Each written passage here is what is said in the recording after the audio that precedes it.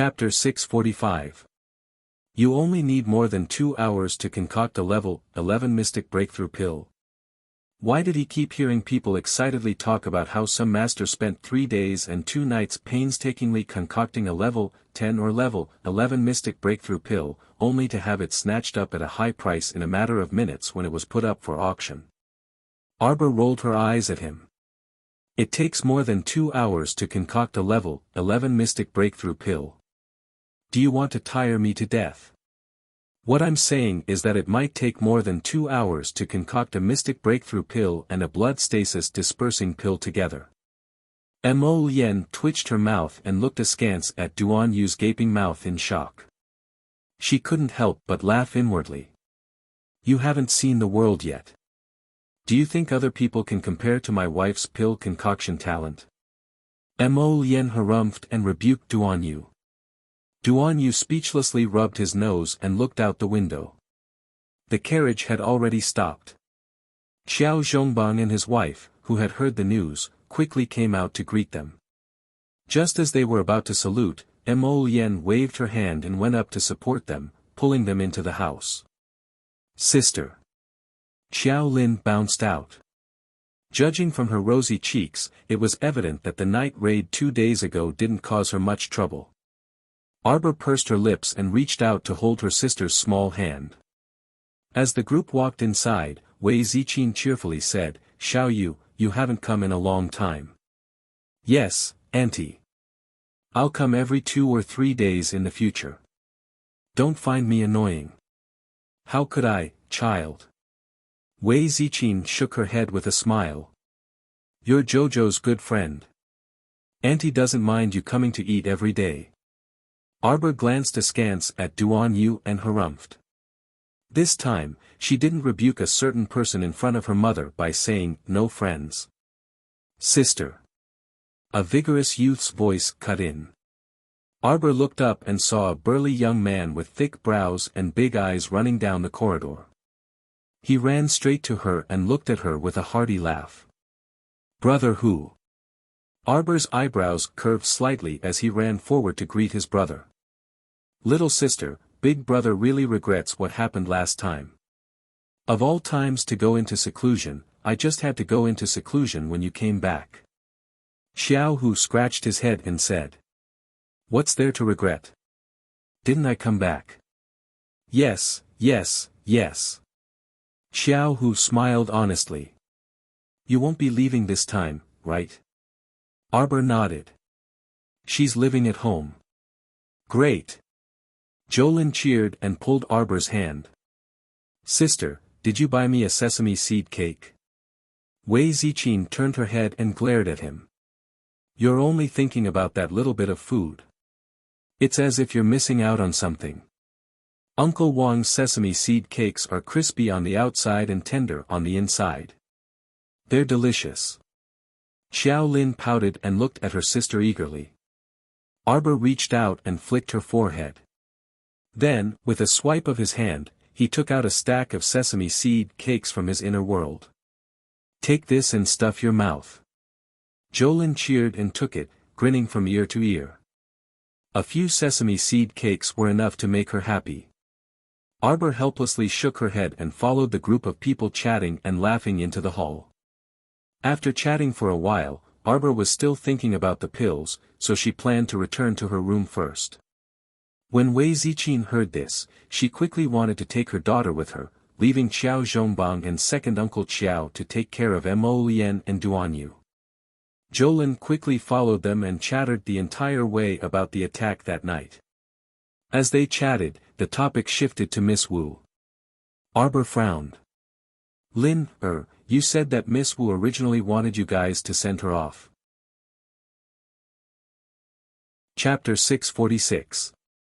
That's right, it's that Wu Xiaosu, the eldest daughter of the Wu family. Mother's heart was about to soften, but I saw that she was faking it, so I didn't let her come up. Otherwise, if something happened to her in our carriage, the Wu family might come after us to settle accounts. Xiao Lin, proudly raised her little head. Wei Ziqin couldn't help but laugh. She turned around and poked her daughter's head. You're the only one who likes to pretend to be obedient in front of your eldest sister. You're making mother sound worthless. Xiao Lin stuck out her tongue with a playful and adorable expression. Arbor looked at her little sister's lively and cheerful appearance, and her heart was filled with emotion. A faint smile appeared on her lips as she nodded. Xiao Lin, is quite quick-witted. Alright, you don't have to praise her anymore. If you keep praising your little sister, her tail will fly to the sky. Wei Ziqin shook her head with a smile. She held her daughter's hand, feeling full of happiness. The three of them entered Nanzhu Garden. The emerald green bamboo that greeted them caused Arbor's expression to become slightly dazed. At this time, the snow hadn't completely melted, and the emerald green and white blended together to form a scene. It reminded her of a benevolent old lady who always liked to wave her large cattail leaf fan and set up a small table in the bamboo forest to listen to the wind and the bamboo while admiring the snow. She couldn't go back. Jojo, what's wrong? Wei Ziqin looked at her child in confusion. Arbor blinked and gently shook her head. It's nothing, mother. I like it here a lot. It's good that you like it, it's good that you like it. Wei Ziqin nodded happily. Go in and take a look. Mother has already prepared for you to come home to live. The mattress and everything else is new. See if you need anything, then tell mother.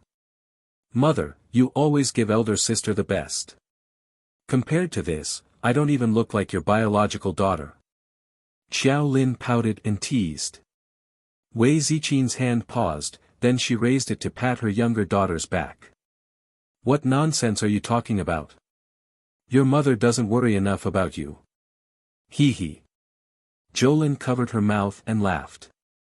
She flashed behind her sister and pulled Arbor's sleeve. Sister, when you weren't home, mother would hit me for no reason and always said that I was a naughty monkey. Now that you're back, you have to uphold justice for me. We sisters must be of one mind. Wei Ziqin couldn't help but sneer. Let me tell you, your sister is the most principled. Don't expect her to stand on your side if you do something wrong. Xiao Lin pursed her lips as the three of them walked into the exquisitely decorated room. Using a double-sided peony embroidered screen to separate the room, the outside was arranged into a small cubicle for drinking tea and entertaining close friends, while the inside was a spacious bedroom. Xiao Mu was satisfied with everything she needed after sweeping her eyes over it, so she didn't need to add anything else. She was originally a person who did not have high requirements. As long as it was comfortable, it was fine. As for the furnishings and whatnot, it did not matter. Now that father had been promoted to a marquis, mother had started to be particular. Otherwise, if it was in the village in the past, a big Kong bed was enough as long as it was warm enough to lie down. Sister, you're really not a particular person. Xiao Lin saw her sister's gaze, which seemed to be indifferent to worldly things, and couldn't help but burst into laughter. Go away, you have no sense of seniority. How can you casually make fun of your sister? Wei Ziqin patted her younger daughter. Arbor couldn't help but shake her head. Protecting her younger sister, she said, Mother is fine. We're in our own home, so we can be casual. That's right. Xiao Lin tilted her head and naturally shrank behind Arbor. I'll add more chapters today. Go home first. Don't hide. Throw your tickets over, ow. Chapter 647. You can't nurture her bad habit, Wei Ziqin reprimanded with a frown. What kind of person is she if she's like this outside? We're in the capital right now, and everyone in our family has to fight for your honor when they go out. Mom, I'm very well behaved and well mannered outside. Xiao Lin made a standard greeting and called out gently, Greetings to the crown princess. Wei Ziqin and Arbor both laughed. This mischievous girl. Arbor poked her little head. Come, let sister take your pulse. Xiao Lin extended her wrist, and before long, Arbor had her switch hands. After taking her pulse, he nodded and said, "Your body is quite good." Her mystic energy surged powerfully, and her aura was dense and prolonged. Although she was only a mere level 4 mystic cultivator, the strength of her body's recuperation and the expansion of her mystic meridians were very good. Sister will make 2 level 4 and level 5 mystic breakthrough pills for you. First, I'll help you recuperate for 2 more days. After 2 days, take them and enter seclusion to see if you can break through to level 6 mystic cultivator in one go. Xiao Lin's small mouth was wide enough to stuff a duck egg in. Sister. Sister. Xiao Lin was simply in disbelief. She was currently a level 4 mystic cultivator, but from Sister's words, it seemed like advancing to level 6 mystic cultivator overnight was an extremely simple matter. It's fine. Work hard. Even if you can't advance to level 6 in one go, it doesn't matter. You should be able to steadily advance to level 5 mystic cultivator. Arbor comforted his sister before turning around to take his mother's pulse. Mom's foundation is weak. Let me help you recuperate first. Don't be in a hurry to advance, lest your mystic meridians become chaotic and cause chi deviation if you forcefully advance, Arbor said. Mom is already so old. It's already a pleasant surprise to be able to become a mystic cultivator. How can I demand anything else? Only then did Wei Ziqin return to her senses. Her eyes were actually brimming with tears as she grasped Arbor's hands. She muttered to herself with an agitated expression, "Jojo, tell Mom, did you become an alchemist?" What his daughter was talking about just now should be pill refinement. Arbor nodded. He was a little surprised that his mother would be so emotional. He helplessly patted her hand and said, "Didn't you already know that I have some medical skills?" "That's different. How could that be the same? You've become an alchemist." Madame Wei continued to mutter, "Daughter, an alchemist is very different from a normal doctor. Alchemists are quite impressive." Yes, yes, yes. Arbor could only nod along with his excited mother. "Mom, don't wake me up before dinner. I'll concoct a few pills for little Lin, and the others." Okay. Go ahead. Mother and your younger sister won't hinder you." Wei Ziqin beamed from ear to ear as she nodded. She pulled her younger daughter towards the door as she muttered, No, this is such a good thing. You must tell your father and have him open the ancestral hall. I want to pay respects to the ancestors. This is the manifestation of our ancestors. Arbor. Mom, aren't you exaggerating a little too much? Because she didn't have a handy medicinal cauldron, Arbor still took out a very ordinary cooking stove to concoct her pills. If other alchemists were to see that this strange child had used this crappy little cauldron to concoct those high-grade pills with purple veins, they would probably vomit blood and faint from anger. Arbor washed her small hands clean and calmed her mind. She took out a few stalks of herbs for concocting a level 11 mystic breakthrough pill and began to carefully grind them. Chapter 648. It was still because she didn't have a medicinal cauldron, so the little fellow could only make a porcelain jar on the small stove to make her pills. If those people from the Pill Alliance saw this scene, they would definitely slap her to the wall, making her unable to be pulled down. You freaking made a small jar for stewing tonics, and your sister stewed it there, and you actually made a purple-veined pill. Why don't you go to heaven? That was why it was more convenient for her to use a small jar to stew medicinal powders, ointments, and the like. It was also fine to make medicinal liquids, but refining pills was a little out of place. Who asked her to be so poor that she didn't even have a decent medicinal cauldron? However, her alchemy and medical skills were all made up by herself. Before eldest Qin told her about medicinal cauldrons, she didn't even think that there was such a thing as a medicinal cauldron. Perhaps that master of hers, who was rather capable in the medical field, also did it like this. Otherwise, why didn't she have any information about medicinal cauldrons in her mind? How would she know that her capable master basically didn't need to worry about refining pills in the later stages? He just needed to throw the medicinal ingredients in, and he didn't even need to control the heat, and it would form pills on its own. Unlike her, who still had to bitterly watch the heat. So it took so long, and she could only refine 2 types of pills in a little over 2 hours. It really made her depressed. With this kind of refining speed, she didn't even have the face to tell others that she was an alchemist. That patient was about to die, and she still needed to refine pills for an hour. That person would have kicked the bucket long ago. Sigh. A certain darling supported her chin with one hand as she squatted beside the small stove. From time to time, she would use mystic energy to adjust the heat and gently brush the lid of the porcelain jar. She had to think of a good idea to speed up. She still had to refine pills for Dad and the rest. This way, she wouldn't be able to finish even if the sky turned dark. When Mo Lien stealthily sneaked in, he saw his wife's small, bitter face as she fretted over a small pot of stew. He was simply a little stunned. His phoenix eyes suddenly widened. This is... You won't tell me. You used this small stove and small white porcelain jar to stew your purple-veined pills. What do you think? Darling Chiao was already feeling a little hopeless from waiting. Therefore, after she learned how to concoct medicine, to be honest, she hadn't really concocted many pills. It was simply too slow, so slow that she wanted to sleep. You. Crown Prince Mo was simply at a loss for words as he looked at his eccentric wifey. How many times have you succeeded in refining pills? Mo Lien couldn't believe it. A certain baby rolled her eyes and gave him a look that said, nonsense.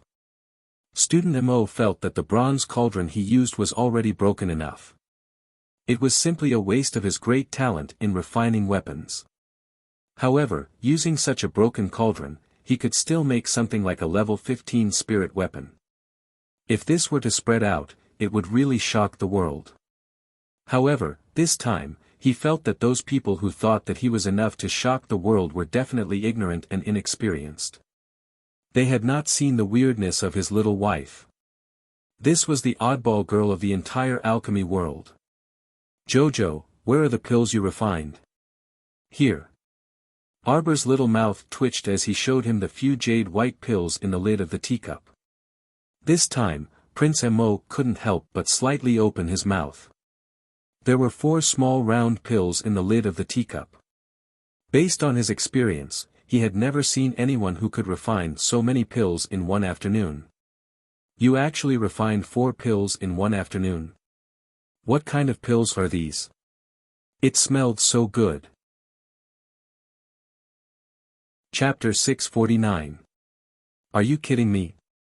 If I can only refine 4 pills in an afternoon, then I don't want to live anymore. Arbor rolled his eyes and threw him a small porcelain bottle. And this? Prince Mo.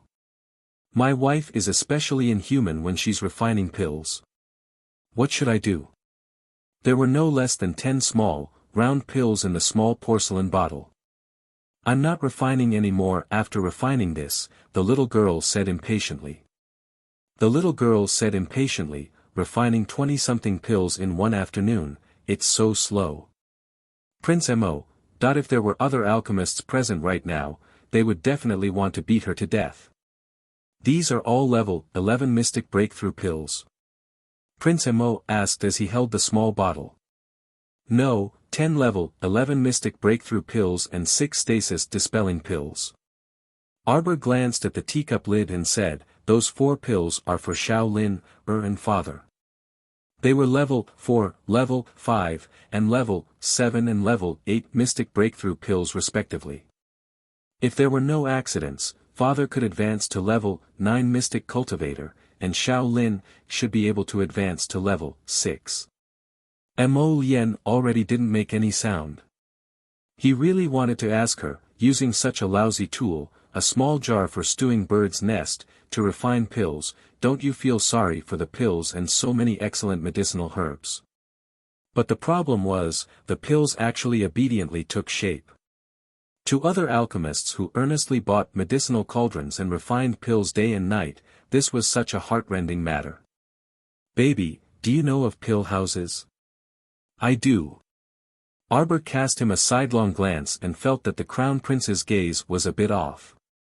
It was clearly a bit like he was looking at someone from another planet. Then do you know of any pill houses that sell ordinary medicinal cauldrons? Arbor shook his head honestly. How would she know? If it weren't for the Omega Kotoku bringing her to experience pill houses last time, she wouldn't have come into contact with them at all.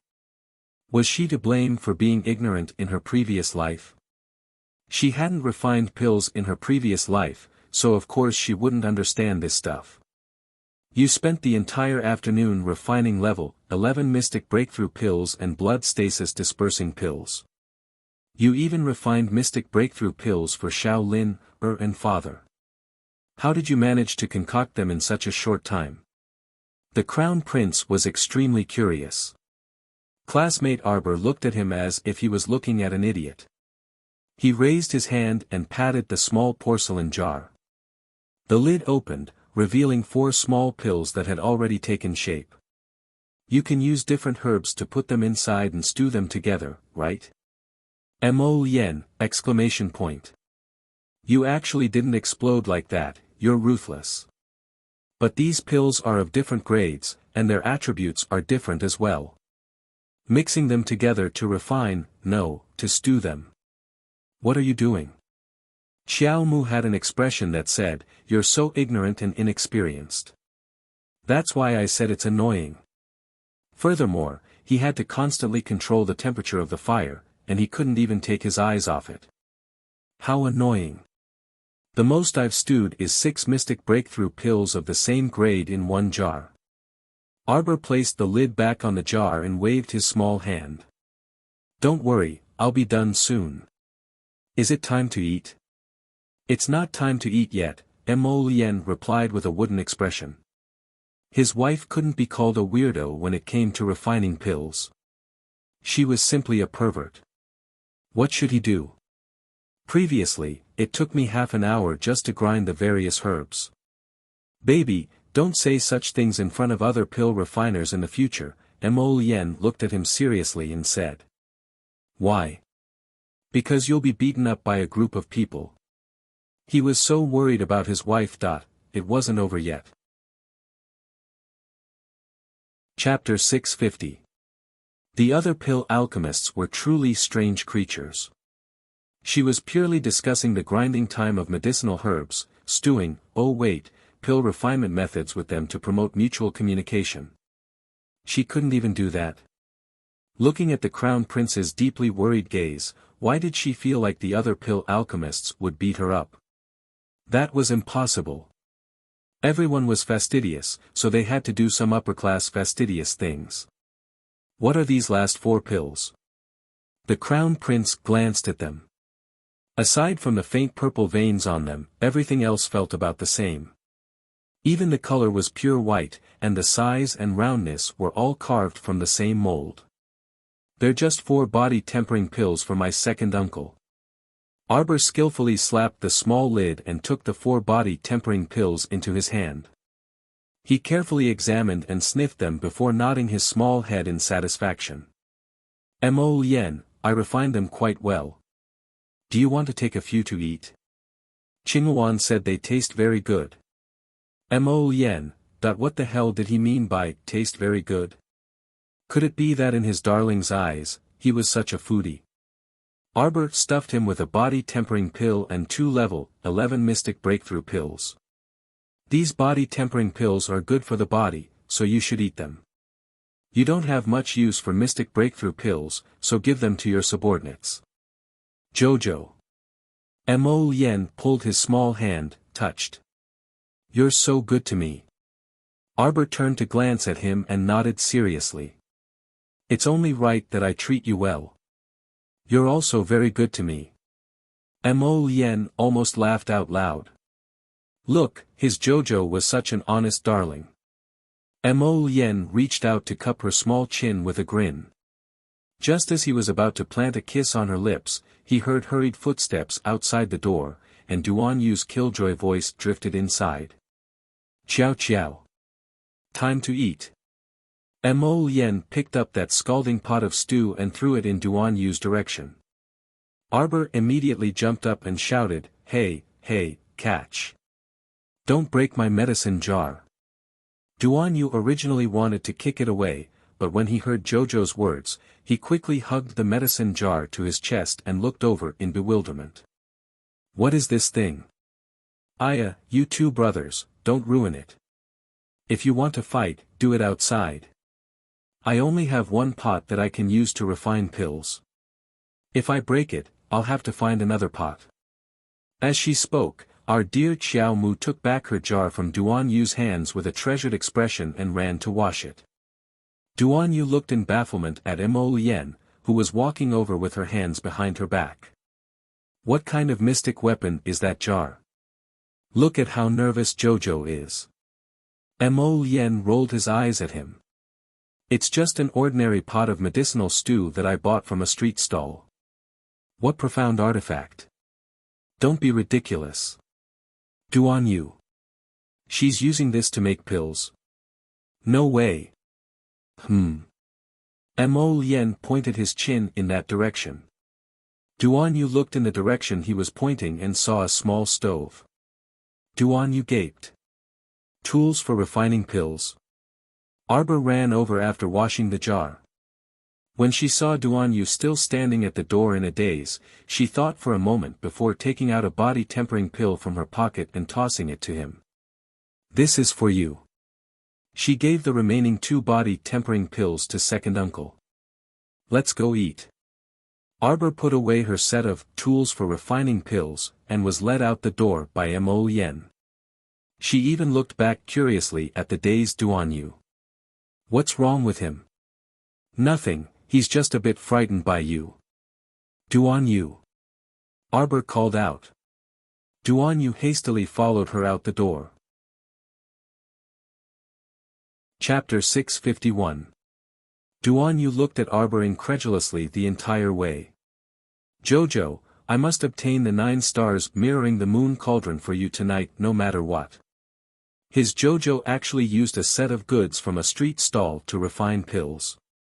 This was too much of an insult to her skills. I've already prepared the pills that person wanted. The earlier we finish eating, the earlier we can leave and the earlier we can return. Hopefully, that person was a straightforward person. Arbor wasn't willing to waste his breath on others. Our dear Qiao Sen was brought back from the academy by a servant, but he still cowered and evaded his eldest sister when he saw her. The family ate a joyous and harmonious meal. Arbor took out the finished pills and gave them to father, second uncle, and Xiao Lin. The 3 of them were overjoyed, and they practically couldn't take their eyes off the pills in their hands. "After we finish eating, we plan on going to Wuruan Pill House to see what exactly that medicinal cauldron that has been talked about looks like." Xiao Mu said, "I'll be back later. Just send someone to leave the door open." Wei Ziqin nodded and instructed, "Don't be too late." Meanwhile, Xiao Lin and Xiao Sen gazed at their sister eagerly, looking like they wanted to go with her. However, due to their mother's fierce expression, they didn't dare to speak. "Mom! Children, don't go jumping around so late at night. Your eldest sister is a pill alchemist." Wei Ziqin spat out these 2 words especially gloriously, her face practically glowing. "Eldest sister is going to the pill house to handle serious business. You 2 should behave yourselves and stay at home. Don't disturb your sister." Xiao Lin and Xiao Sen looked at each other and drooped their small heads. "Mom, it's fine. It's almost the new year, so the streets should be quite lively. Anyway, it's early after eating, so I'll bring them out for a stroll. They won't be back too late." Xiao Lin and Xiao Sen quickly raised their heads again, their round and bright eyes brimming with hope as they looked at Wei Ziqin. Wei Ziqin didn't know whether to laugh or cry at their antics, and she glanced at them irritably. "Don't cause trouble for your eldest sister when you go out." "I know. Mother, I'm very obedient." The 2 siblings hurriedly agreed. When they were eating, they also put in a lot of effort. Their hearts were about to fly out of their homes. After hurriedly finishing their meal, Arbor and the two children boarded the Crown Prince's carriage and headed towards Wu Rundan. Xiao Yao didn't follow them. She politely bowed to Wei Ziqin, Xiao Zhongbang, and then went back to Nanzhu Garden to pack her things. This child, Xiao Yao, is getting better and better. Wei Ziqin sighed with emotion. She turned her head and saw her nephew, Xiao Hu, staring blankly in the direction of the other party's departure. She couldn't help but burst out laughing. Silly boy, you haven't seen Xiao Yao for a long time. Why don't you talk to her more? Isn't that so? Look at how silly he is. Why aren't you going? Second Uncle Xiao reached out and slapped his son's head. Xiao Hu jumped up and left in a hurry. The carriage rolled along Minshan Avenue for a while at a moderate speed.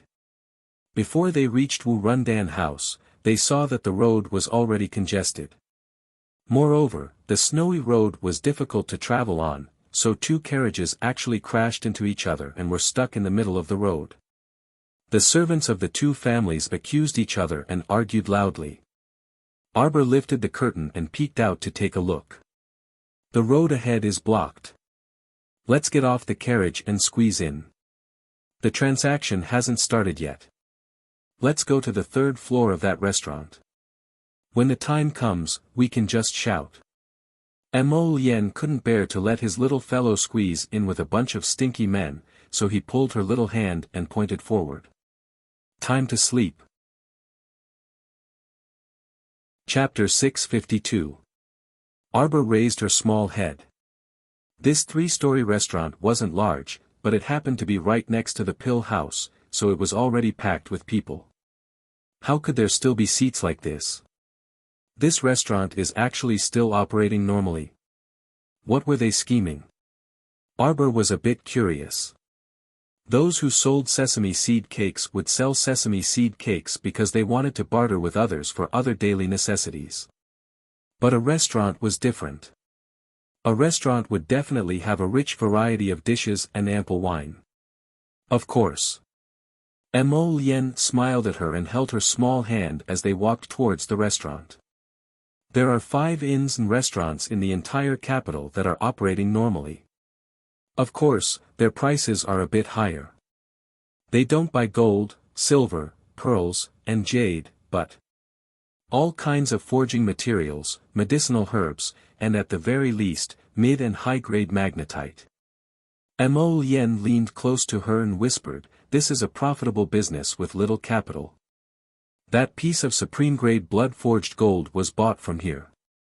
Darling Xiao's eyes suddenly bulged as she looked at the Crown Prince like he was an unscrupulous merchant. She lowered her voice and asked, "This restaurant is yours?" Mo Lien nodded rather smugly.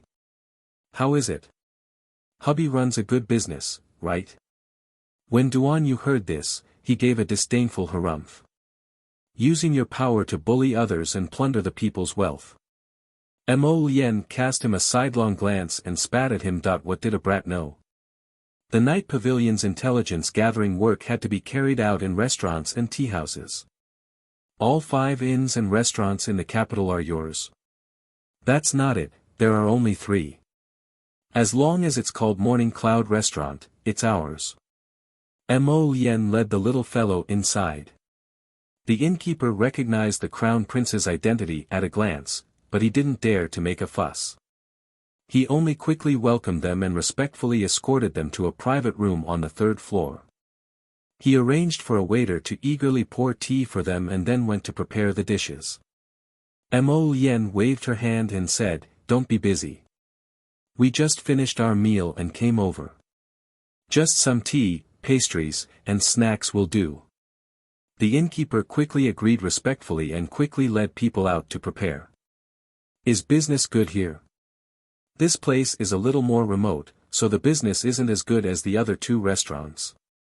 However, due to the special circumstances of the past few days, the restaurant's business has improved a lot because of the pill house's auction. No wonder His Highness the Crown Prince is in such a hurry to cultivate a batch of edible vegetables. I reckon that if he continues to operate like this, his private stockpile of grain will be depleted." Duan Yu harumphed. The two children didn't interrupt, but when they saw that the tea and snacks were served, they happily ate them. Arbor tilted his head and thought for a moment. If it's just vegetables, fish, prawns, and fruits for the 3 restaurants, I can think of a way. But there are fewer meat birds. Her Paradise Planet's vegetables and fruits, especially the peaches, were almost unable to store them all. However, he could take out some to supply them. There were plenty of fish and prawns in the lake, so Chiochio only needed to catch some casually. Even now, Paradise Planet was still not very willing to accept living creatures from the outside world. Therefore, it was very rare to put living animals from the outside world inside. Naturally, the poison-tailed butterflies that they had painstakingly reared in couldn't be treated as food. Those were her little companions. According to Chiochio, she reckoned that she would only be able to take care of some small animals and bring them into Paradise Planet after her cultivation reached level 13 Mystic Cultivator or above. At that time, Chiochio wouldn't drag things out so tiresomely. Arbor propped up his chin with one hand and looked back. He saw 2 youths looking at him, waiting for him to continue. Chapter 653. Unfortunately, she couldn't invite them into Paradise Planet to take a look, and darling Xiao was too lazy to explain so much. So she looked at them and directly took out 2 peaches from Paradise Planet. Try it. It's a bit tastier than before. I can supply this kind of peach for a long time in the restaurant. But it can only be exchanged with medicinal herbs. Mo Yen was long accustomed to the little fellow taking out peaches from time to time. Duan Yu, on the other hand, was taken aback as he stared blankly at her. This peach, is it the peach from the paradise we went to back then? Duan Yu clicked his tongue in wonder.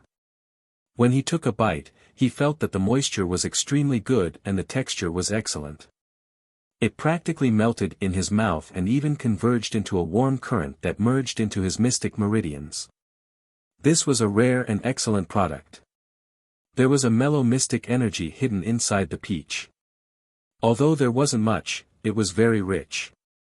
Just a few drops merged into the mystic meridians and it could cause a ripple in one's mystic energy. If he could feel it eating with his cultivation, it would definitely imperceptibly increase the concentration of mystic energy in his body if he took it for a long time. However, when he took a bite, he glanced over and saw the 2 children staring at him eagerly as if their saliva was about to fall out. What should he do when he suddenly felt like he was bullying children? Sister. The 2 children turned their heads at the same time and looked at their sister eagerly. Arbor couldn't help but find it amusing, and she reached out to take out 2 ebony blue storage talismans. Here, I won't forget your share. She had already prepared them for her 2 younger siblings. There were over 1,000 peaches inside, as well as many other fruits and snacks, enough for them to eat for a long time. Don't be greedy and eat too much until you can't eat. Arbor instructed, drip a drop of blood to open the talismans. Try it. The 2 children cheered and put down the pastries in their hands. They bounced over and took the ebony talismans from her hands before going to play around by themselves. What Arbor lacked the most right now were all kinds of talismans. After staying on Paradise Planet for more than 2 years, she would draw talismans to kill time when she had nothing to do. There were at least 1,000 assistive offensive talismans drawn from ebony. In addition, she had drawn more than 500 ebony blue storage talismans, so she didn't have to worry about her storage space at all. He didn't draw many summoning talismans, only about 40 of them. Now that he thought about the summoning talisman, he felt very depressed. Every time he summoned something, it was not very reliable. This time, he actually summoned a snake. He really did not like it. In addition, she also used ordinary blank talismans to draw many talisman formations in case of emergency. As a result, there were only 4,400 blank talismans in stock and 6,400 blank ebony in stock. Mo Yen, I want some more ebony. When Arbor thought of this, he said excitedly, I've learned a new glyph array. However, drawing this glyph array on ordinary blank glyph paper might not be as effective as drawing it on ebony. 120 pieces of ebony will be used to draw this talisman formation, so it's better to prepare more. Alright. Mo Lien naturally agreed without hesitation. Ask Bailey Shi to get more. Ebony was not a rare item in the south, so Bailey Shi only needed to give an order to get it. Duan Yu asked curiously, what new glyph array did you learn? Our dear Duan Yu, who knew nothing about talisman drawing, felt that talisman practitioners were very mystical. Arbor was a bit smug. Have you heard of it? Transfer glyph array. Chapter 654. After saying that, Duan Yu's mouth gaped open with a, "You're so awesome" expression. The little fellow was quite pleased with herself. Right now, she was liking that golden talisman jade tome that inexplicably appeared in her conscious more and more. The talisman carving described in this golden talisman jade tome was truly too wondrous. It gave her a very novel feeling every time, intoxicating her with it. She wished for nothing more than to diligently learn more. Transportation talisman matrices are truly amazing. Mo Lien nodded and said, I've never heard of anyone from that talisman patrician family drawing transportation talisman matrices. What about this transportation talisman matrix? How far can it transport? Based on my current talisman energy as an intermediate level talisman practitioner. The transportation distance I can draw is estimated to be within 5 kilometers. The number of people transported cannot exceed 5. The number of people transported cannot exceed 3 times in a row. The little fellow puffed up her cheeks. The number of people really is a bit low. However, this is only my estimation. I haven't really drawn it before, so I'll only know the actual situation after I draw it.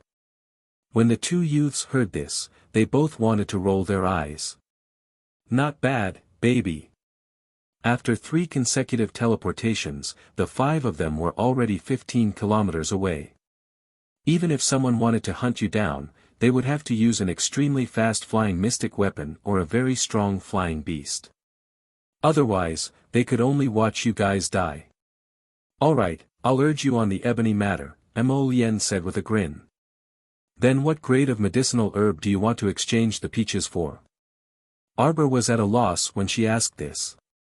She knew the quality of medicinal herbs, but she wasn't clear about their grades. That longevity flower was an intermediate level medicinal herb, and it was that miss from the Pill Union who kindly told her. Can you give me a book on medicinal herb grades to look at? What Mo Lien took from the royal physician before were all unique medical manuals that didn't touch on the basic classification of medicinal herbs at all. Mo Lien and Duan Yu couldn't help twitching their mouths. Who would have thought that a fellow alchemist who could casually stew a batch of purple-veined high-grade pills with a small stew pot bought from a street stall actually wasn't clear about the basic classification of medicinal herbs. This little fellow only had experience and high-level knowledge, but her basic theories were very shallow.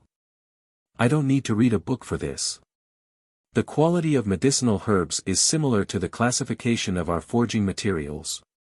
Generally, they were divided into low, medium, and high grades.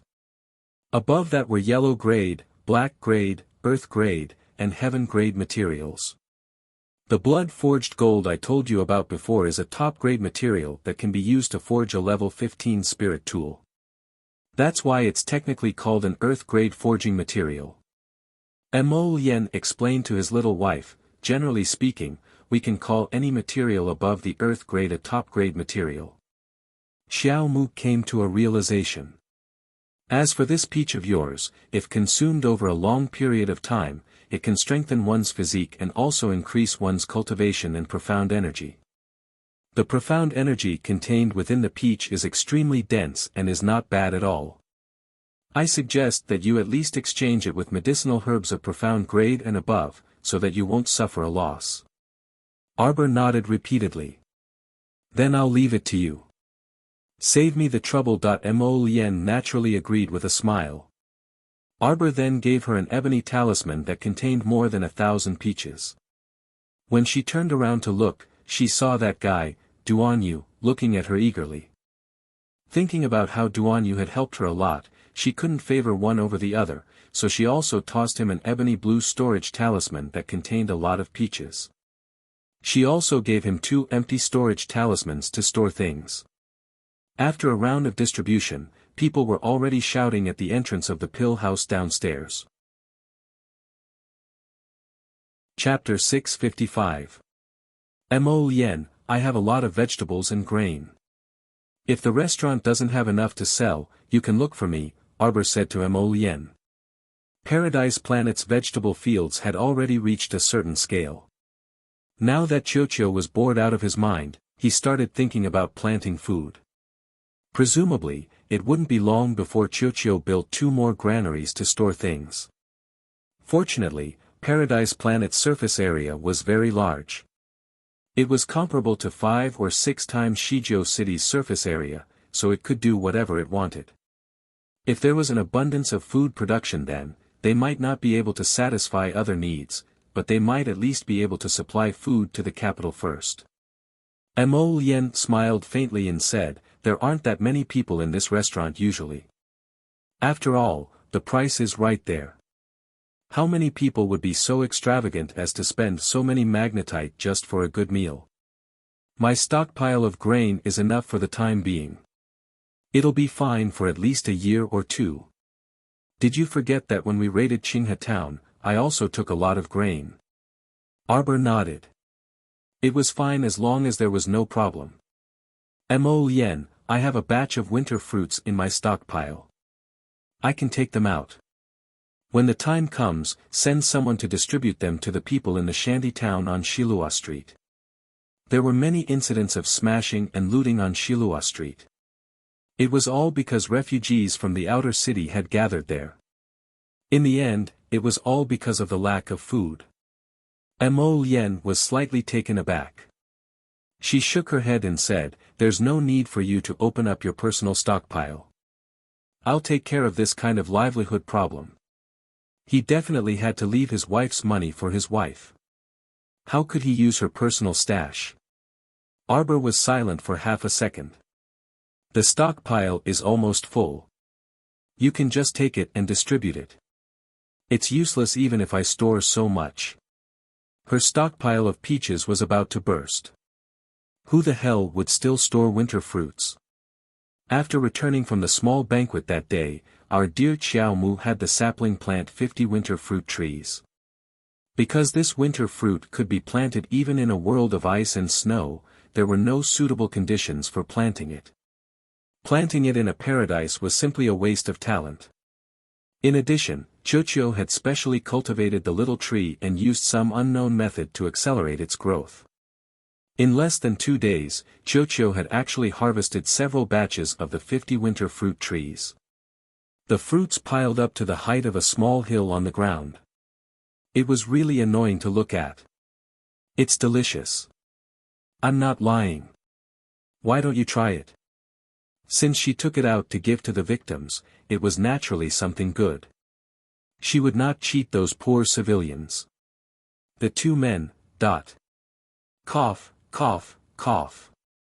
Duan Yu drank a mouthful of tea to calm his nerves before grabbing a winter fruit in passing. Jojo, it's fine if you say that in front of us, but you mustn't say that to other people. Why? You'll be beaten to death. Everyone else is rushing about for food, but you're worrying that the storehouse can't hold the food anymore. How can you endure this?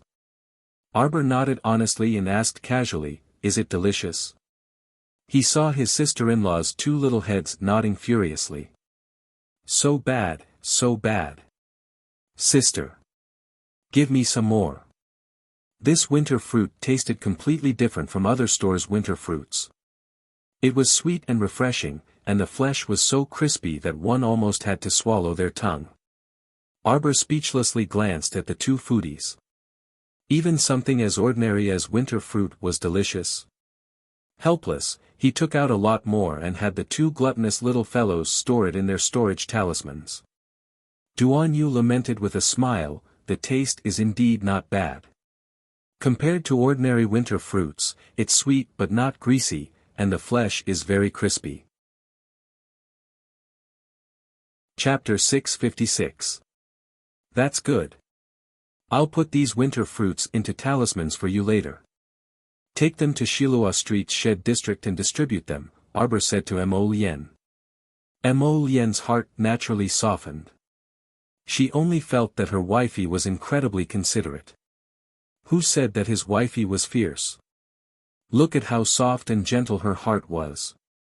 Of course, this matter still needed to be discussed with the Ministry of Revenue. Merely providing financial assistance wouldn't solve the fundamental problem. The main thing was to make the young and strong work and distribute according to their work so that they would get what they worked for.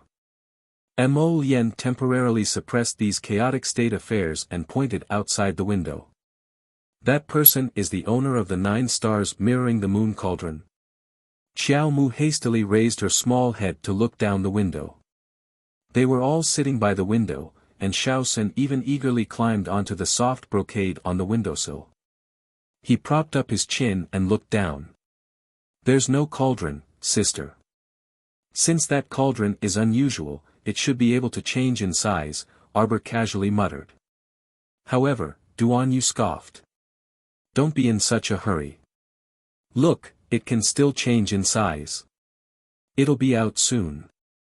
Sure enough, it wasn't long before 3 to 5 burly men walked out, heaving a gigantic 3-legged copper cauldron that was more than 2 meters tall. Arbor, the cauldron's body was inscribed with a very imposing 9-star design, with a crescent moon hanging high in the middle. It looked quite authentic. But it was so big. It looked like a fake. Mo Lien's mouth also twitched. Are you sure this is the legendary 9 stars mirroring the moon cauldron? It couldn't be a knockoff, right? This person went to great lengths to take it out to sell every day. With so many witnesses, could it be that he still dares to take out a fake? Duan Yu asked with wide eyes. Arbor pursed her lips. She felt that this cauldron was far from the exquisite and beautiful appearance she had in mind. This cauldron wasn't even as small and portable as her stew pot. Moreover, no one has subdued this cauldron before. If I can take it for my own use, who knows, I might be able to change its size at will. Duan Yu harumphed. Mo Lien held her teacup and nodded. That makes sense. Get out of the way, get out of the way. A series of noises came from the entrance of the pill house. 2 rows of guards escorted the 3 of them over. Arbor recognized the person walking in the middle. It was the old-fashioned girl from the alchemy guild that he had met in front of the elixir house. He looked to be in his early 20s and had a tall and slender figure. However, his face had always been taut and was rather stern and old-fashioned. The 2 people next to him seemed to be over 40 years old. They should be important figures in the alchemy guild. Master Hong, this way please. The old-fashioned girl stretched out her hand and led a middle-aged man in his 40s to the red copper cauldron. Beside the red copper cauldron stood an old man. His back was slightly hunched, and his eyes were slightly sluggish as he looked at the middle-aged man. The middle-aged man, Master Hong, glanced at the old man before his gaze landed on the red copper cauldron. He carefully sized it up and even touched it a few times. He then sneered, "What kind of material is this cauldron made of? You actually dare to carelessly pass it off as some 9 stars mirroring the moon?" The old man's eyes instantly widened, and he rolled his eyes. If this cauldron isn't the 9 stars mirroring the moon cauldron, this old man will be struck by lightning. I will die without a burial place. Master Hong's face darkened. You think I will believe you just because you say that? This old man isn't asking you to buy it. If you don't believe me, please leave. Master Hong harumphed. Chapter 657. His figure suddenly exploded, and he punched the red copper cauldron. The old man's eyelids didn't even twitch, but the cauldron didn't move at all. Master Hong, on the other hand, was knocked back several steps by the recoil. His eyes stared at the cauldron with some hesitation. Old Hong. The other middle-aged man from the Pill Guild frowned slightly and called out to him. At this moment, a plain voice suddenly floated down from the third floor of the Morning Cloud restaurant. Her small hand pressed against the cauldron, and she said indifferently, "Can a level 11 mystic breakthrough pill and a stasis dispersing pill be exchanged for this cauldron? Here. Take a look." Without saying a word, he handed a small box to the old man. The old man's eyelids rolled slightly, and his eyes lit up as he received the box with both hands. He looked up at the little girl floating over and couldn't help but be secretly shocked. What a young little girl.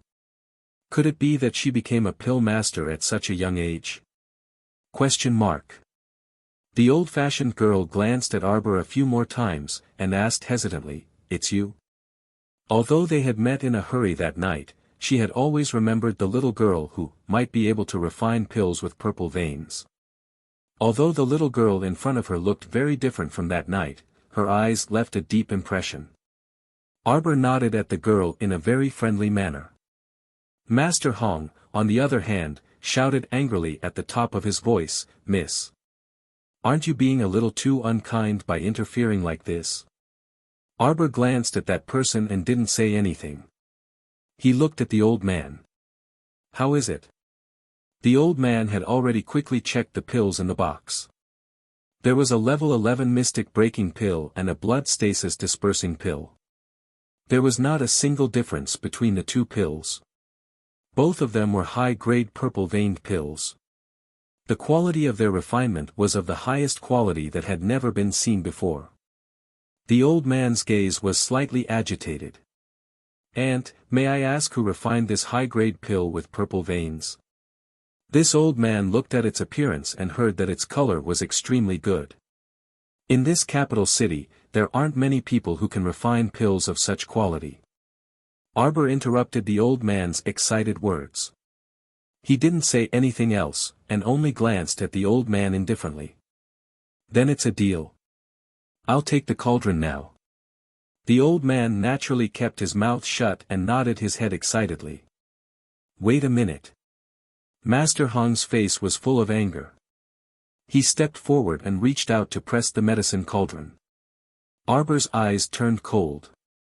He instantly flew up and slapped away Master Hong's palm. His small hand grabbed the medicine cauldron and lifted it up abruptly. The surrounding onlookers were all dumbfounded and tongue-tied. Under a giant cauldron that was more than 2 meters tall, a slim little girl raised the cauldron with only 2 fingers and stared coldly at Master Hong of the Alchemy Guild. "I don't like other people touching my things," Arbor said coldly, but she saw Master Hong's face changed greatly and rushed towards her. "Wait! I also want to buy this cauldron." Arbor snorted coldly. His body leaped lightly and directly jumped into the air. He reached out his hand and patted the medicine cauldron neither lightly nor heavily. A wisp of profound energy was suddenly injected into it. The medicine cauldron exploded with a colorful light in the air. In just a moment, it disappeared in front of everyone. Master Hong was so angry that he almost vomited blood on the spot. Time is fleeting.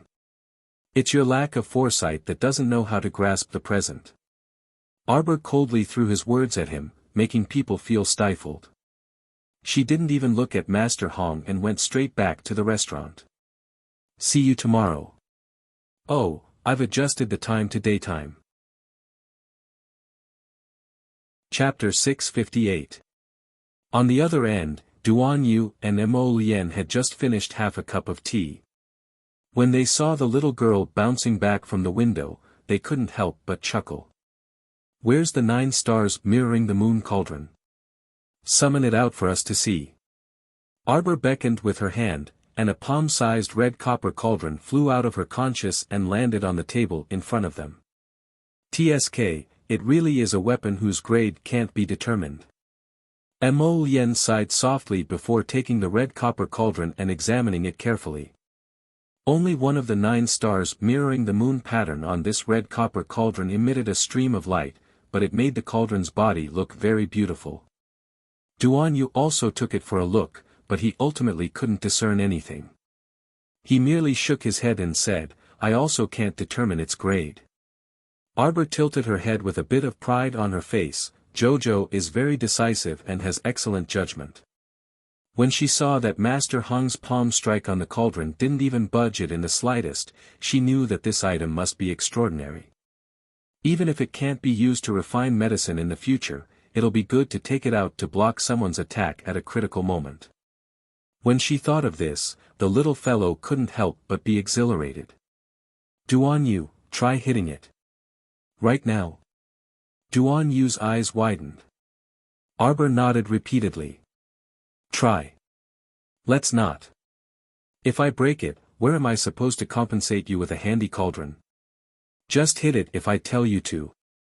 Arbor spat out mystic energy, and the cauldron grew in size. She firmly grabbed one of the cauldron's legs and lifted it into the air. The little fellow sat there motionless like a mountain and blinked at him as she shouted, "Come quickly. Then you have to be careful." Duan Yu made a hand gesture, and a defensive boundary was set up around the little fellow.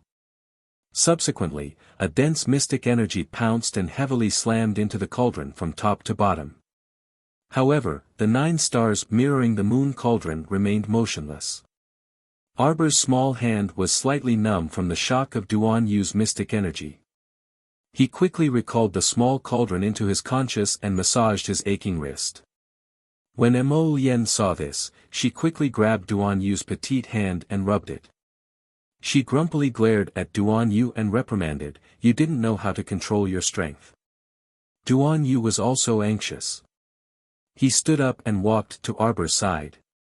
"Jojo, did I hurt you?" "No." Arbor shook his head.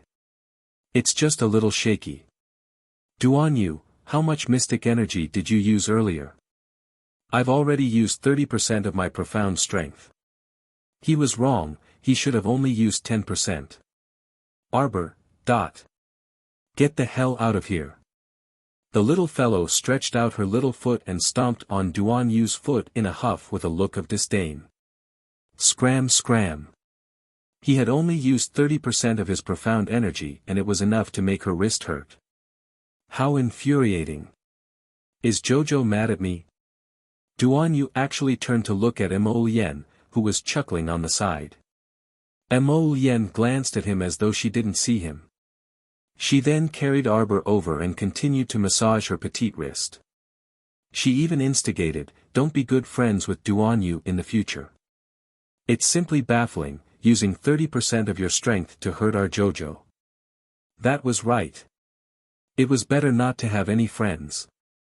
Arbor nodded. "Duan Yu. Jojo." Duan Yu hastily expressed his stance and coughed lightly. "Although I'm only slightly better than you in terms of cultivation, think about it. You know how to refine pills and draw talismans, but I'm completely clueless about both. So you're still the formidable one, right?" Arbor glanced at him and pondered for a moment before nodding. She felt that Duan Yu was completely right. Chapter 659.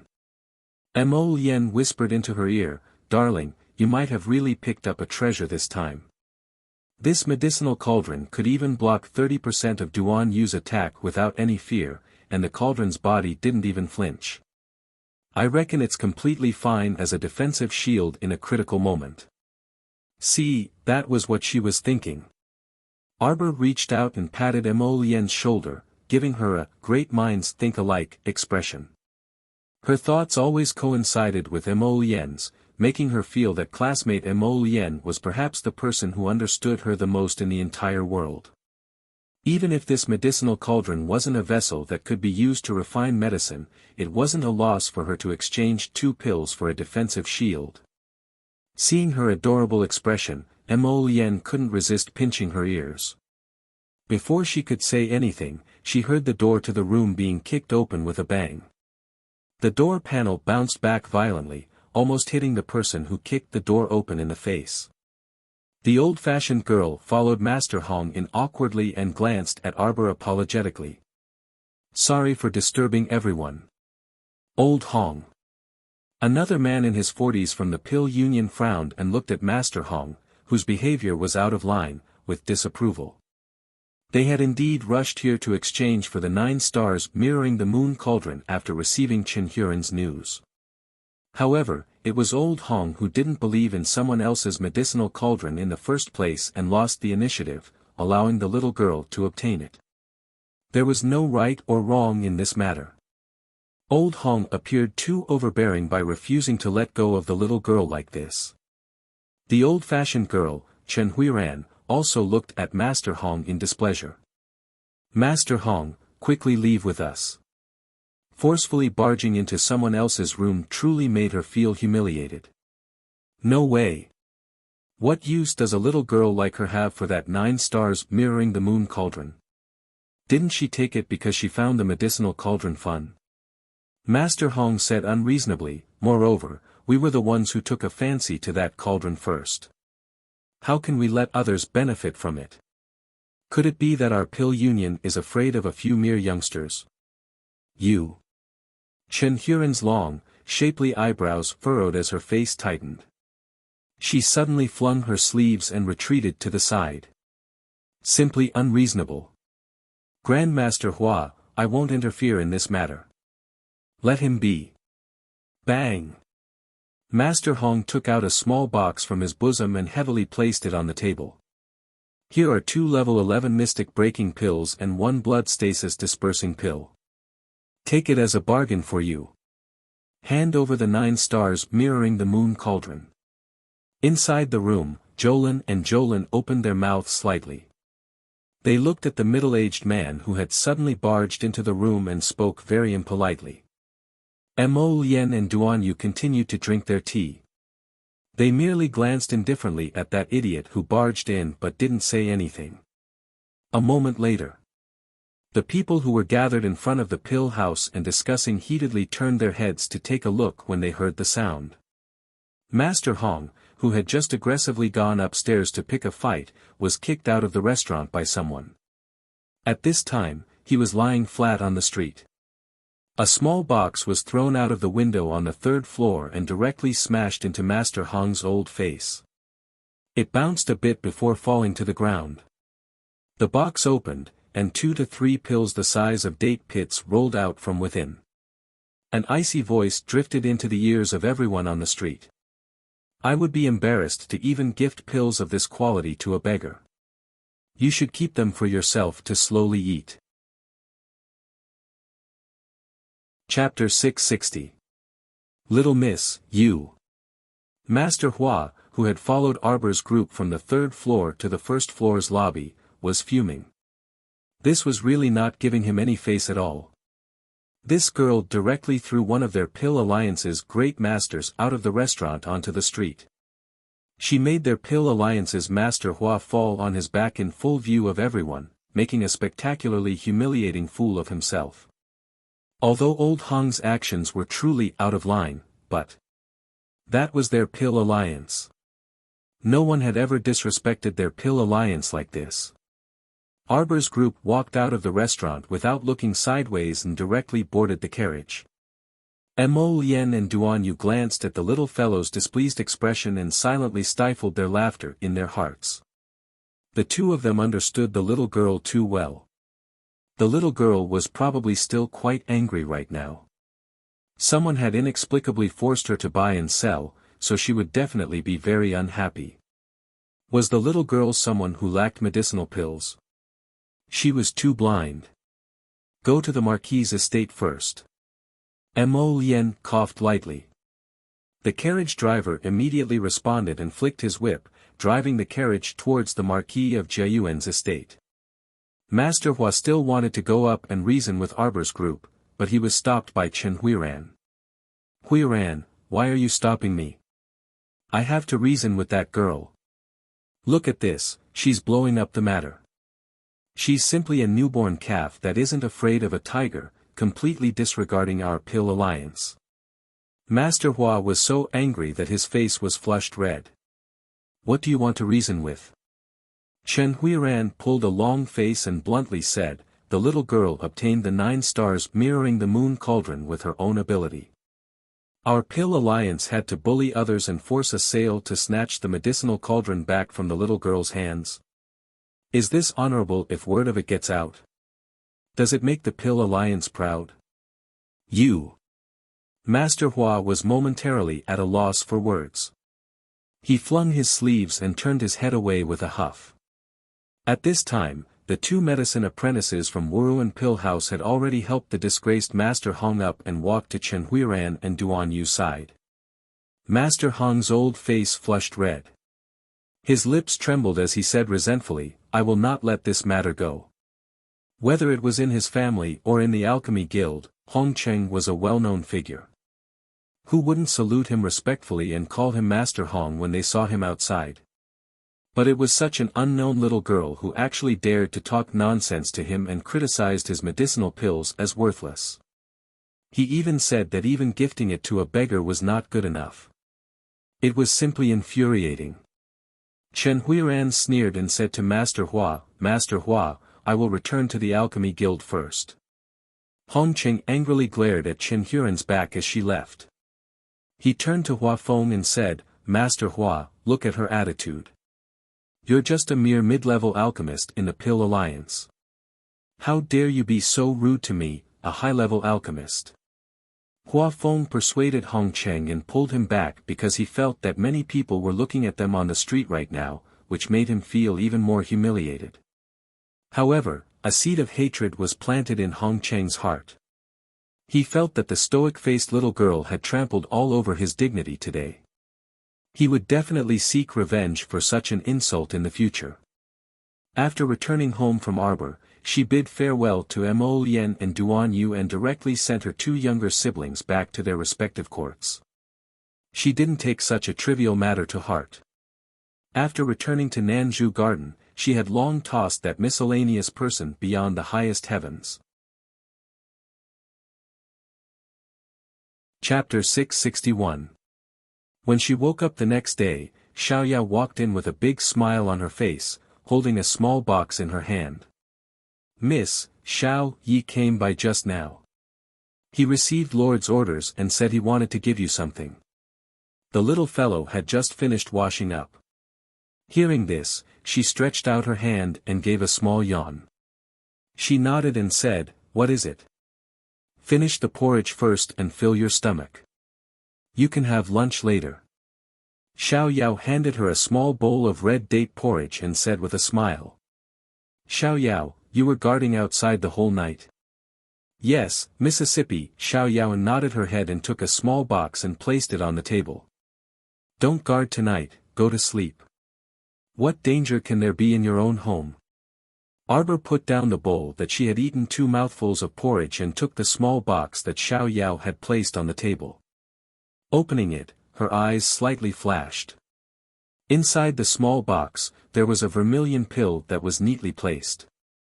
The pill veins were purple and the pill body was floating with extraordinary splendor. This beautifying pill is indeed a good thing. Arbor reached out her hand and stroked it. If she directly added something to it, it would be too much of a waste of this pill. How about? Arbor pursed her lips and thought of another plan. With a "pa" sound, she closed the lid of the box and handed the small box back to Xiaoyao. "Xiaoyao, give this beautifying pill to my mother for her to consume. Later, I'll make another one for myself." Originally, she wanted to directly tamper with this beautifying pill and then give it to that Consort Jing to enjoy. But now, she changed her mind. Humph, such a good thing, naturally she couldn't let that woman take advantage of it. It was just right to show filial piety to her own mother. "Yes, Mississippi." Xiaoyao will go now and be back soon. Xiaoyao chuckled, took the small box and quickly walked out the door. Arbor continued to drink a few mouthfuls of red date porridge. With a move of her profound sense, the 9 stars mirroring the moon cauldron abruptly jumped out of her conscious and steadily landed on the floor of the room. In an instant, it grew to the height of half a person. Arbor recited the names of a few more medicinal herbs and had Chiuchiu deliver them to her. After she finished eating the porridge, she slowly began to process the few medicinal herbs on hand. After removing the dregs, only the essence of the herb was left. Arbor tossed it into the cauldron, and the cauldron immediately changed.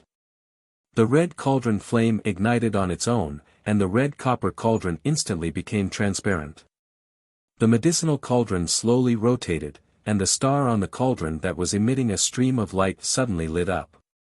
This beautifying pill that she had added a touch of the pure heat poison nether star seed should taste extremely good. Arbor supported his chin with one hand and glanced at the cauldron. He couldn't help but curl his lips in satisfaction. This cauldron normally looked very unremarkable, but unexpectedly, it was very beautiful when refining pills. The entire red copper cauldron had become transparent, and she could even clearly see the style of the fire control inside the cauldron.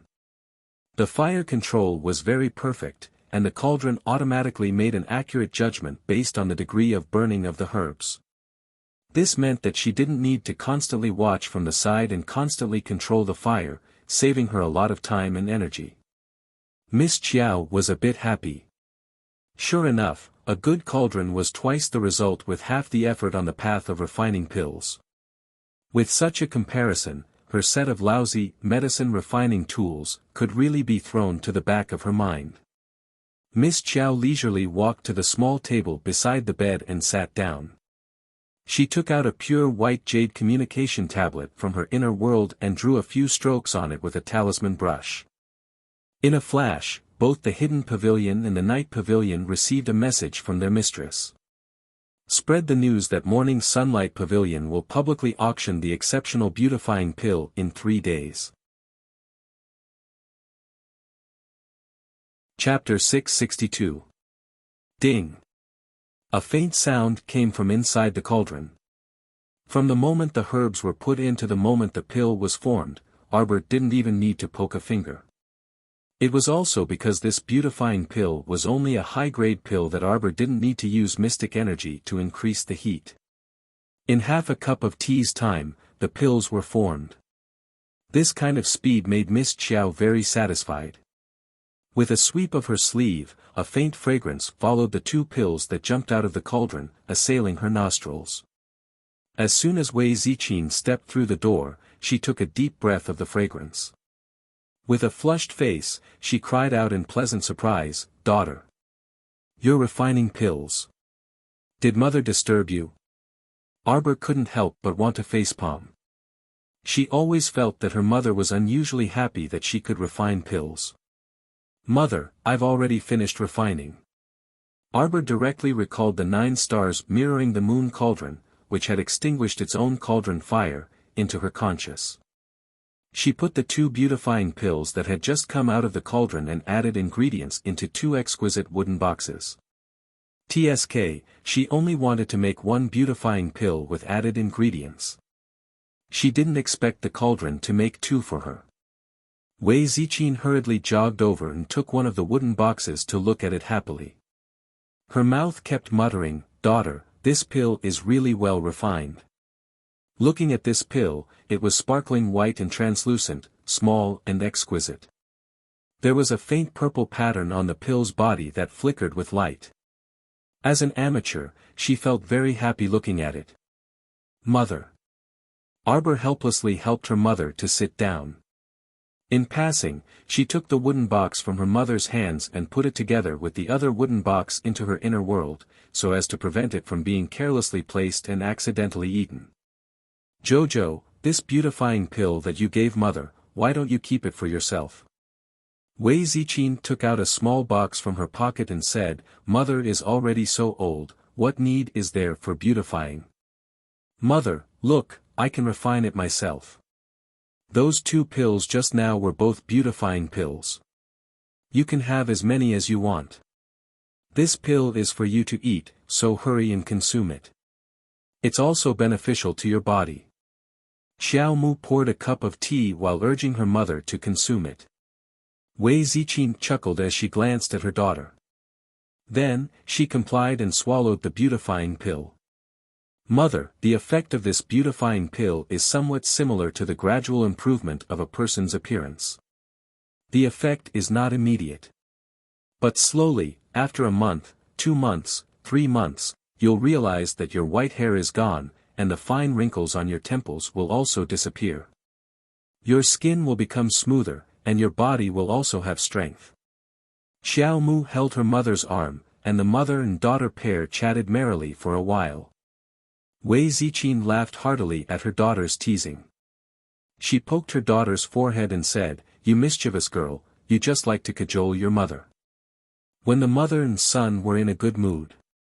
On the other side, in State Uncle Zheng's estate, Zheng Chao was currently throwing a fit at second manager Qi. "What are you doing? How did the meat that was about to be in our hands fly away?"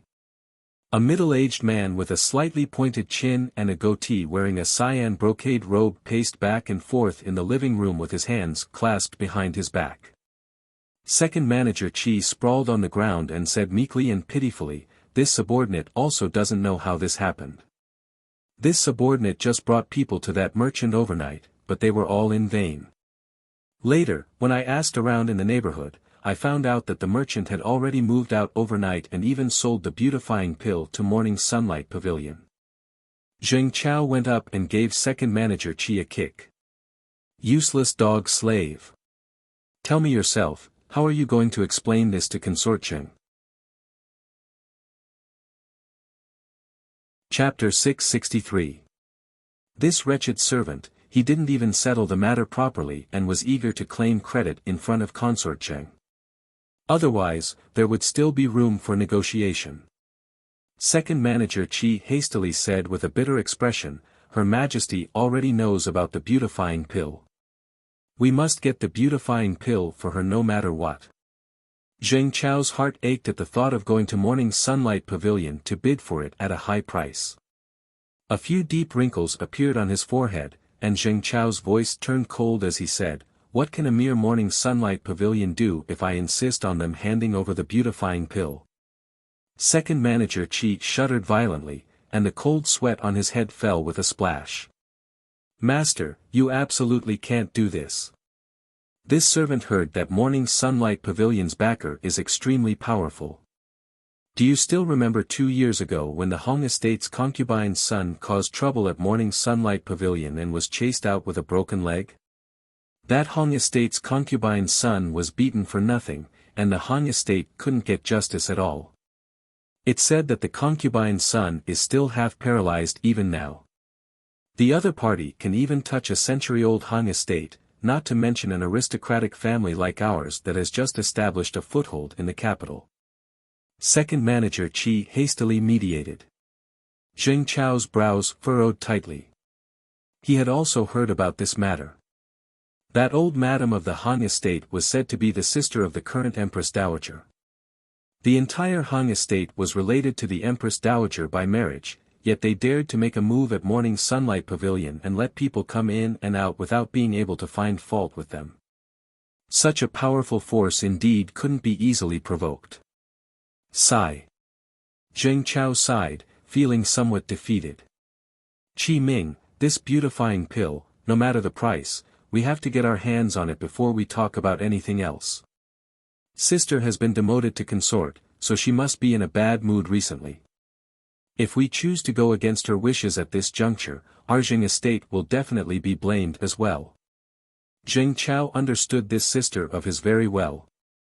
If they went against her wishes in this matter, she would definitely remember it. She was a scheming person, and who knew when she would be promoted to consort again. After all, the great king had doted on his sister greatly all these years. How could old feelings be broken so quickly? Let the manner calculate how many profound stones we can use. It's said that Morning Sunlight Pavilion also collects rare-colored glass gems. If you don't have enough magnetite, you can add on some amber-colored glass. Let's see if Morning Sunlight Pavilion will accept it. It's said that the Imperial Court wants to create a kind of profound coin for circulation. It's made from profound stone, so maybe it'll be more convenient for transactions in the future. Zheng Chao sighed again. "If you really can't do it, you can go to the rooms of the various young ladies and young masters and see if there are any profound armaments that you can sell to Morning Sunlight Pavilion at a discount. Hopefully, it won't come to that. A small beauty pill shouldn't have a sky-high price." He just hoped that the day of the auction would go smoothly and that there wouldn't be so many people fighting over this beauty pill with them. The more Jing Chao thought about it, the more upset he felt. He simply flung his sleeves and threw this matter to second manager Qi to handle while he went out to find his concubine to relieve his boredom. Qi Ming scowled miserably and ran to the senior manager to ask for money, only to be berated by the senior manager. The Zheng estate situation had been terrible for the past 2 years. Especially after the zombie outbreak, the estate's income was barely enough to make ends meet. Relying on the old master's meager salary from the imperial court, it was not enough to support the operation of the estate. In addition, there were many people in the Zheng estate, including all sorts of concubine-born children. Other than sixth young master, all of them were gluttonous and lazy. It was over. Chapter 664. Qi Ming followed the senior manager to the accounts room. After settling the accounts, there really weren't many magnetite available in the estate that could be used. There were only a dozen or so pieces of high-grade magnetite and about 100 pieces of mid-grade magnetite. With the addition of a box of colored glass gems, Qi Ming's confidence was lacking, so he could only report this matter to Zheng Chao. Zheng Chao's one sentence caused chaos in the concubines' rooms. Things like the fifth young master was going to hang himself after stealing the fifth young master's mystic weapon, and the third young miss was going to commit suicide after taking the third young miss's private jewelry. Zheng Chao was infuriated by the series of minor incidents that happened in the Zheng estate over the past 3 days. He ordered that anyone who continued to cause trouble would be kicked out of the Zheng estate. After the pressure was suppressed, although the entire Zheng estate was silent, those concubines and young misses were secretly wiping their tears in their own courtyards all day long. Each and every one of them cried to the heavens and the earth, saying that they couldn't live anymore and that in the future, they would have to beg for food on the streets and so on. This caused the servants in the estate to secretly laugh as they watched the good show of their masters. Zheng Chao spent the past 3 days in this vexed state until Morning Sunlight Pavilion's auction today. He decided to bring second manager Qi with him to personally make a trip there. This was called cutting off all means of retreat and sinking all boats. He was determined to obtain the beautifying pill no matter what. He was already so miserable. If he still couldn't obtain the beautifying pill and curry favor with his sister, his future days would probably be even more miserable than they were now. Morning Sunlight Pavilion's auction date was always set at the beginning of the month. However, this time, it was a special auction for the precious beautifying pill, so the time was a bit arbitrary and it was set at noon. It had to be said that this beautifying pill was really quite popular. All the noble ladies in the capital had sent people to inquire about it. Even if they didn't have the ability to bid for it, they still sent people to participate in this grand auction today. Zheng Chao entered the auction house with second manager Qi and his eyelids couldn't help but twitch when he saw the hall full of people. Fuck, so many people. They couldn't all be here for the beautifying pill, right? Inside the exclusive luxurious private room on the second floor, Arbor had already run over with his 2 younger siblings to occupy seats and watch the show. At this moment, the 3 siblings were chatting while munching on a small bag of melon seeds. Huifeng coughed lightly and said, "Crown Princess, the Zheng clan's people have come." Arbor got up and walked to the window. He looked down and saw a middle-aged man with a goatee. He was wearing a green robe and had his hands behind his back as he walked up the stairs to the second floor.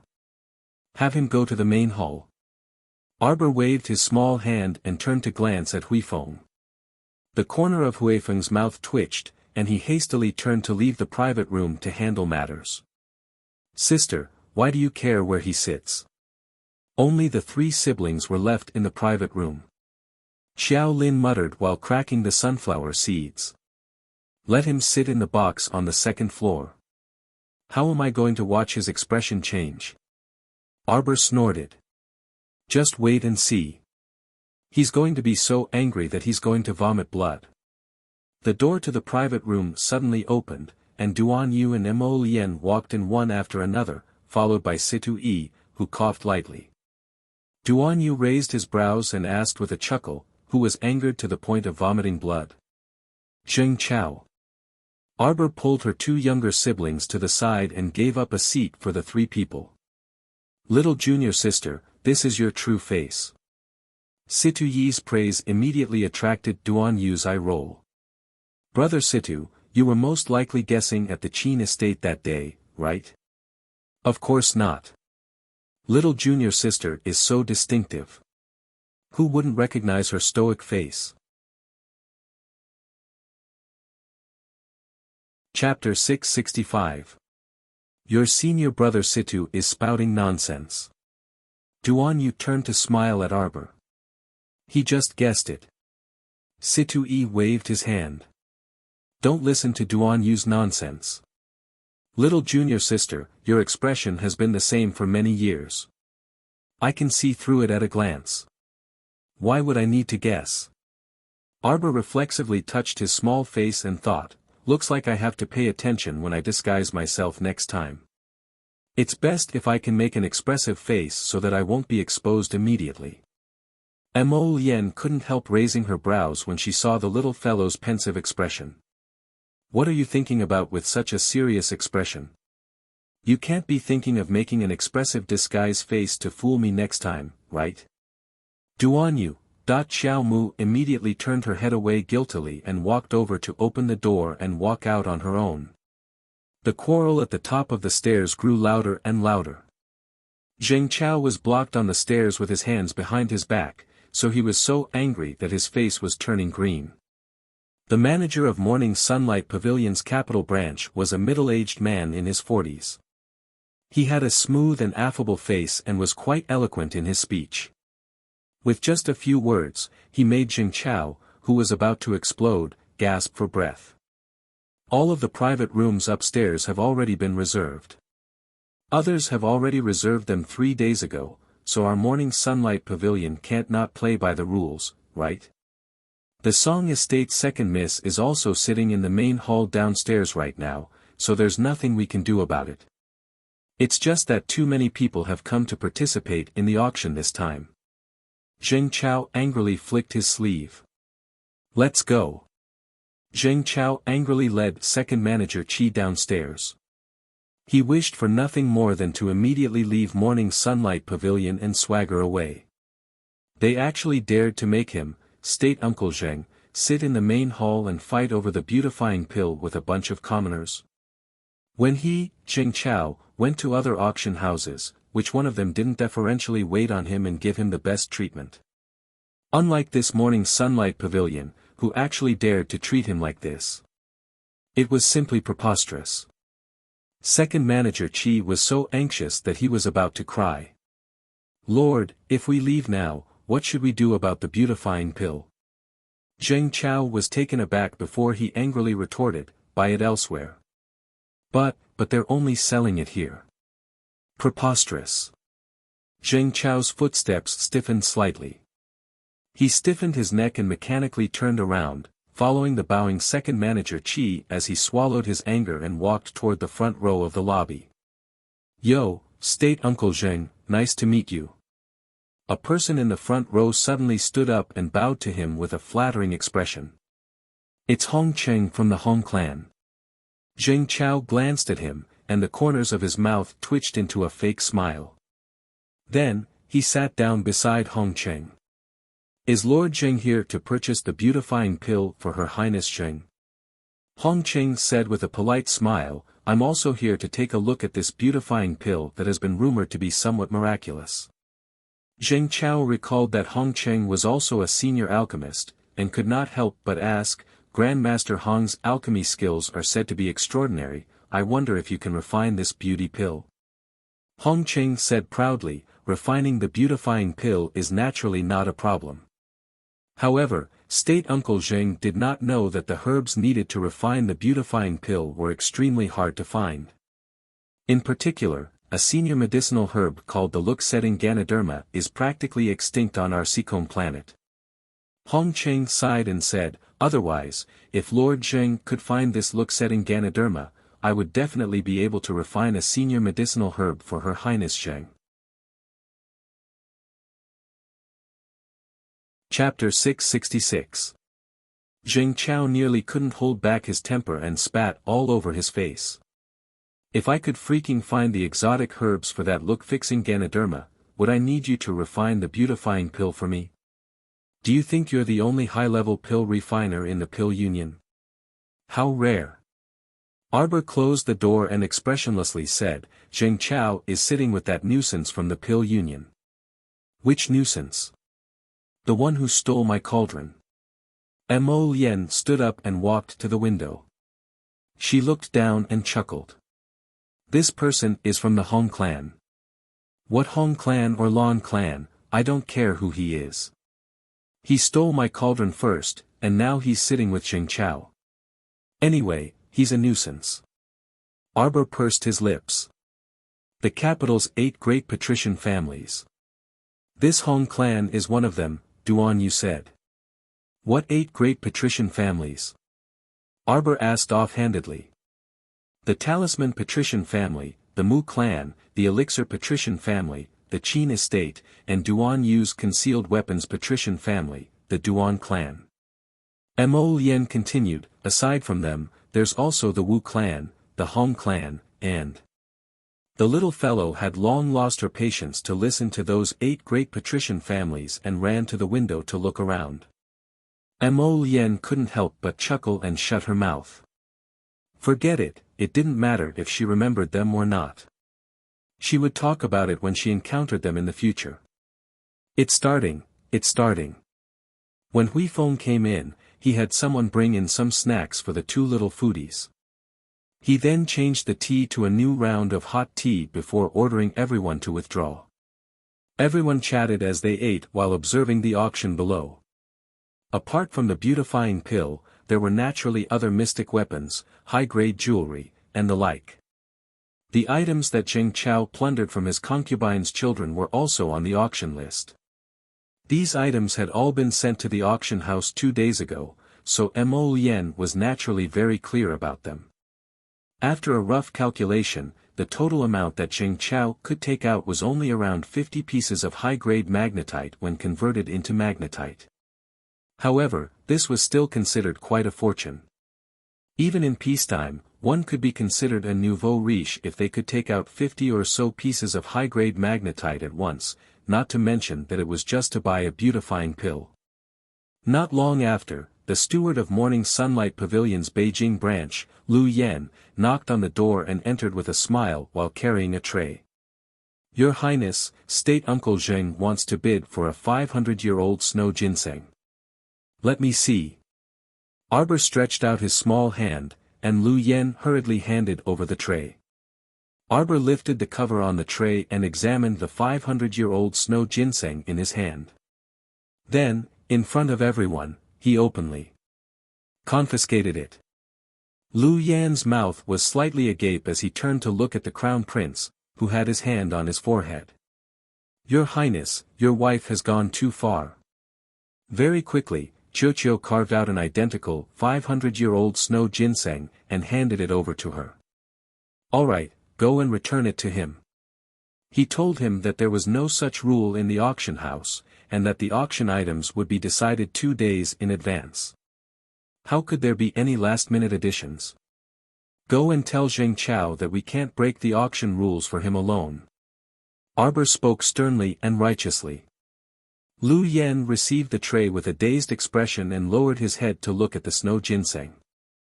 Crown Princess, this snow ginseng is. Is there a problem? No, no problem. It would be strange if there wasn't a problem. Didn't the Crown Princess confiscate the snow ginseng just now? Why did she return it so quickly?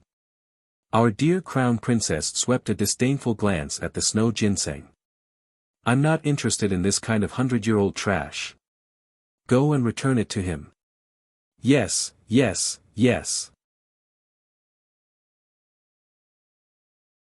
Chapter 667.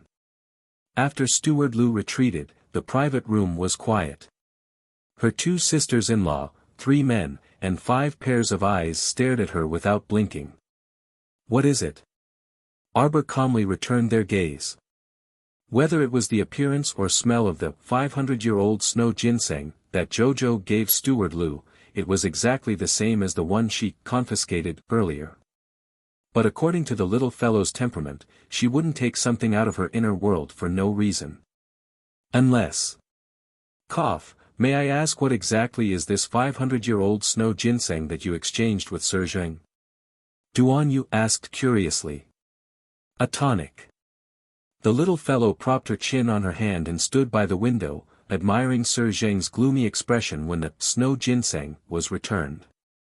Lu Yan, this guy, was especially reliable. He even specially returned the item to Zheng Chao in front of everyone and strongly requested him to inspect it once to ensure that there were no mistakes before leaving with his men. This waiter was outstanding. Our dear Xiao Mu pursed her lips and nodded approvingly. Ahem.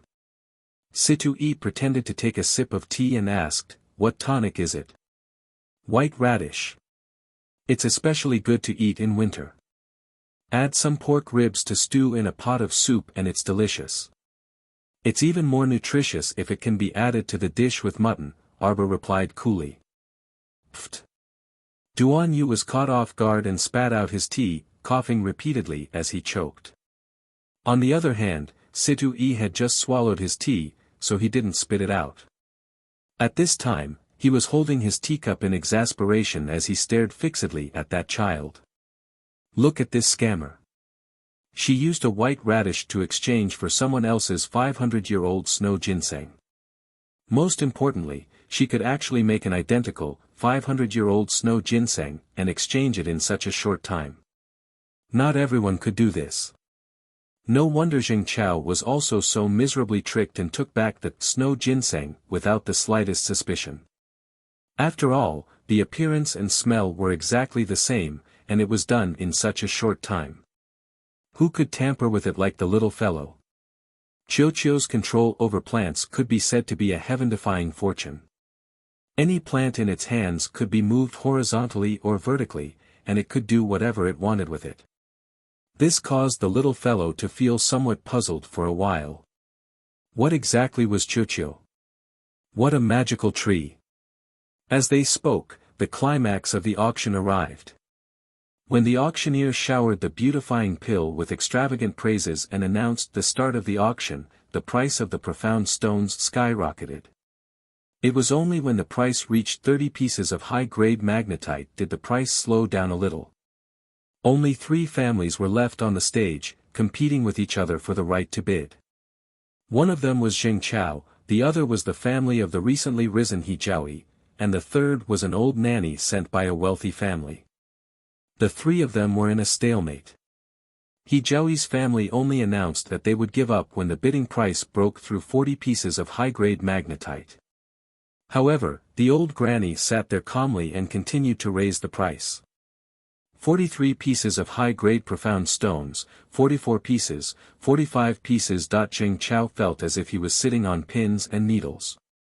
He couldn't help but fidget in his seat as cold sweat trickled down his forehead. Seeing this, Hong Qing hurriedly said in order to curry favor with State Uncle Zheng, I saw that State Uncle was in a hurry to sell that snow ginseng of excellent quality, but the auction house didn't agree. How about this? I'll pay twice the market price to buy this snow ginseng from State Uncle. Chapter 668. The two immediately completed their private transaction. Hong Qing spent 24 pieces of high-grade magnetite to buy the white radish in Zheng Chao's hand. Hong Qing had won State Uncle Zheng's favor. He spent some money to curry favor with State Uncle Zheng and also solved State Uncle Zheng's financial crisis. Both of them were very satisfied and became bosom buddies on the spot. Their conversation also became a little more casual. State Uncle Zheng had 78 pieces of high-grade magnetite in his hands now, so he was much more confident. He didn't even frown when he raised the bid and was rather forthright. When the bid reached 65 pieces of high-grade magnetite, the old nanny clearly paused. State Uncle Zheng sighed in relief and immediately called out in a loud voice, 68 pieces of high-grade magnetite. The entire venue was in an uproar. Everyone stared at this high-spirited state Uncle Zheng as if they were looking at a second-rate nouveau riche. As expected of the great king's brother-in-law. He was just so freaking extravagant. Look at how forthright he was when he raised the bid. 3 pieces at once. Everyone worshipped nouveau riche Zheng, filling state Uncle Zheng's heart with arrogance. When the bid reached 70 pieces of high-grade magnetite, the old nanny finally gave in and fell silent. Everyone in the hall stood up and applauded enthusiastically. They cheered for state Uncle Zheng and loudly called out, "State Uncle Zheng, State Uncle Zheng." State Uncle Zheng's heart was thumping as he responded to the melon-eating crowd with smiles in his eyes. The auctioneer even gave a speech excitedly and enthusiastically. The atmosphere was at its most enthusiastic for a moment. The auctioneer's small hammer hit the auction stage again and again as he shouted passionately, 70 pieces of high-grade magnetite, going once. 70 pieces of high-grade magnetite, going twice. 70 pieces. 71. Arbor, who was sitting by the second-floor window, shouted irritably while cracking melon seeds. His icy voice cut into the crowd's excited cheers and instantly drenched everyone from head to toe like a basin of bone-chilling water, chilling their hearts. Arbor snorted and thought, "Are you all a bunch of idiots? As for clapping and cheering for state Uncle Zheng, what does it have to do with you melon-eating crowd when he bought a beautifying pill?" They even stood up and clapped their hands madly, loudly praising that idiot for having nothing better to do. Bam! State Uncle Zheng's legs went soft and he fell to the ground. Why? Oh heavens! It was not easy to get rid of that old nanny from who knows which mansion she came from, but where did this little fellow jump out and continue to bid? Pfft, ha ha ha ha ha. Duan, you truly couldn't hold it in anymore. He laughed so hard that he collapsed on the armchair. Oh, you did it on purpose, didn't you? He purposely poured a basin of ice water at such an exciting moment. Ah ha ha ha ha. He couldn't take it anymore. He was laughing so hard that tears were about to come out. Situ-Yi turned his face away. With one hand supporting his forehead, he laughed so hard that he slammed the table. On the other hand, Mo Lien calmly walked to Qiao Mu's side and pulled over a stool to sit beside the window with her. The auctioneer stared blankly for a few seconds before continuing to shout in a professional manner, 71 pieces of high-grade magnetite, going once. Number. Wait. 72. Under second manager Qi's sharp reminder, state Uncle Zheng finally recovered his wits and shouted again with a sullen face. 73, 74, 75, 76. Arbor continuously shouted. The melon-eating crowd all looked towards the second-floor window with dumbfounded expressions. However, they couldn't see Arbor's small face clearly from their angle. Chapter 669. State Uncle Zheng rubbed his hands anxiously and looked at his bosom friend, Hong Cheng. How many magnetite do you have on you? Lend them all to me, and I'll return them to you later. Hong Cheng was stupefied. He didn't expect that the 24 magnetite he sold to state Uncle Zheng for still wasn't enough for him to buy that beautifying pill. He wanted to refuse, but he was also afraid that state Uncle Zheng would bear a grudge against him. At this kind of life-and-death juncture, he had to put on a good performance. Hong Cheng gritted his teeth and said, I can only take out another 15 pieces of high-grade magnetite at most. Give them all to me. I'll give the beautifying pill to Her Majesty later, and Her Majesty will definitely bestow rewards. Zheng Chao urged, take them all out right now. Hong Cheng dug out all his assets as his heart bled. State Uncle Zheng staked everything on this one throw and stood up, shouting with a flushed face, 93 pieces of high-grade magnetite. 95. Arbor continued to bid. Hong Cheng felt like the sky was about to collapse. Sure enough, state Uncle Zheng turned back and stared at him with bloodshot eyes. Hong Cheng, you've helped me this time, so help me to the end. I'll definitely remember your kindness, and it won't be a problem for you to soar in the future. Hong Cheng hesitated for a moment before steeling himself and saying, I only have 10 pieces of high-grade magnetite left. I really don't have any more. State Uncle Zheng also gritted his teeth and said angrily, 103 pieces of high-grade magnetite. If I still can't buy it, I won't buy it anymore. This time, the little fellow didn't make a sound and continued to crack her melon seeds. Are you sure those two have been squeezed dry? Seeing Hui Feng enter, the little fellow only raised her head slightly and asked. Hui Feng's mouth twitched. This subordinate guarantees that those two are so poor that they can pawn their pants. All right then. Arbor spread his small hands. Take these high-grade magnetite and distribute it to those who need it. Hui Feng was startled and quickly turned to look at the Crown Prince. Seeing the Crown Prince nod, Hui Feng's expression became abnormally excited all of a sudden. Yes. Thank you, Crown Princess, for your reward. 103 pieces of high-grade magnetite. Going thrice. Sold. Congratulations, Lord Zheng. Congratulations on obtaining a beautifying pill. State Uncle Zheng sat there as if he had just lost a loved one. There was not the slightest bit of joy on his face that was twisted with anger. Right now, all he wanted to do was to take his things home, hug his blanket, and cry. For the sake of Her Highness Zheng's face, the entire Zheng estate had gone all out this time. State Uncle Zheng's hands trembled as he picked up the small box containing the beautifying pills. He abruptly raised his head and shot a torch-like gaze toward the window on the second floor.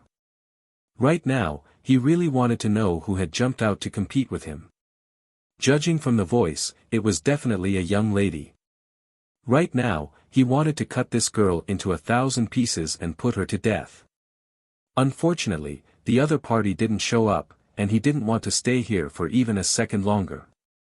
After leaving Morning Sunlight Pavilion, State Uncle Zheng instructed the two subordinates behind him with a ferocious expression, you two stay here and keep an eye on her. If that woman from the private room on the second floor comes down, find a way to follow her home. This little bitch who dared to provoke him, he wanted her to pay the price. The two extremely vicious thugs from the Zheng estate nodded repeatedly in response. Unfortunately, they didn't see any lady come out from the door even when the lanterns were lit. Arbor had returned home early with his sister-in-law. He had already finished eating and was about to take a level 11 mystic breakthrough pill. Suddenly, he heard shuffling sounds from the door. I'll add more chapters today and tomorrow, but I'll add later. Chapter 670. The little fellow's hair stood on end, and a bad premonition slid through her heart. That rustling sound made her stare at the door vigilantly. As expected, she saw a white and soft little snake slithering in from the door. A pair of watery and round eyes looked at her adorably. The little snake carried an ugly floral cloth package and slithered around quickly. But before it could get close to the bed, it saw its little master jump up high. Don't come over. Arbor stood on the bed with a blanket draped over her, and her eyes stared at the restless white snake defensively. The little white snake hurriedly shook its body and threw the floral cloth package on the ground. Then, it retreated a few steps and coiled itself up like a piece of dung. It looked at its little master pitifully. Arbor sat down with the blanket wrapped around her, and her face was stern and serious. You're not allowed to sneak into my room in the middle of the night. The snake nodded its head pitifully, and the little white snake used its thin tail to poke the package on the floor. Arbor inexplicably felt that this little fellow was a little cute. Then, she subconsciously reached out and rubbed the goosebumps on her little paws. Cute your sister. She didn't even know if a cold snake was poisonous. How could it be cute? An illusion. It must be her own illusion. She mustn't be moved by that snake's pretending to be weak. Move away a little. Arbor jumped off the bed and waved her little hand at the snake. The little white snake rolled itself into a ball of white dough and rolled under the corner of the table. It stuck its little head out and looked at its little master with watery eyes.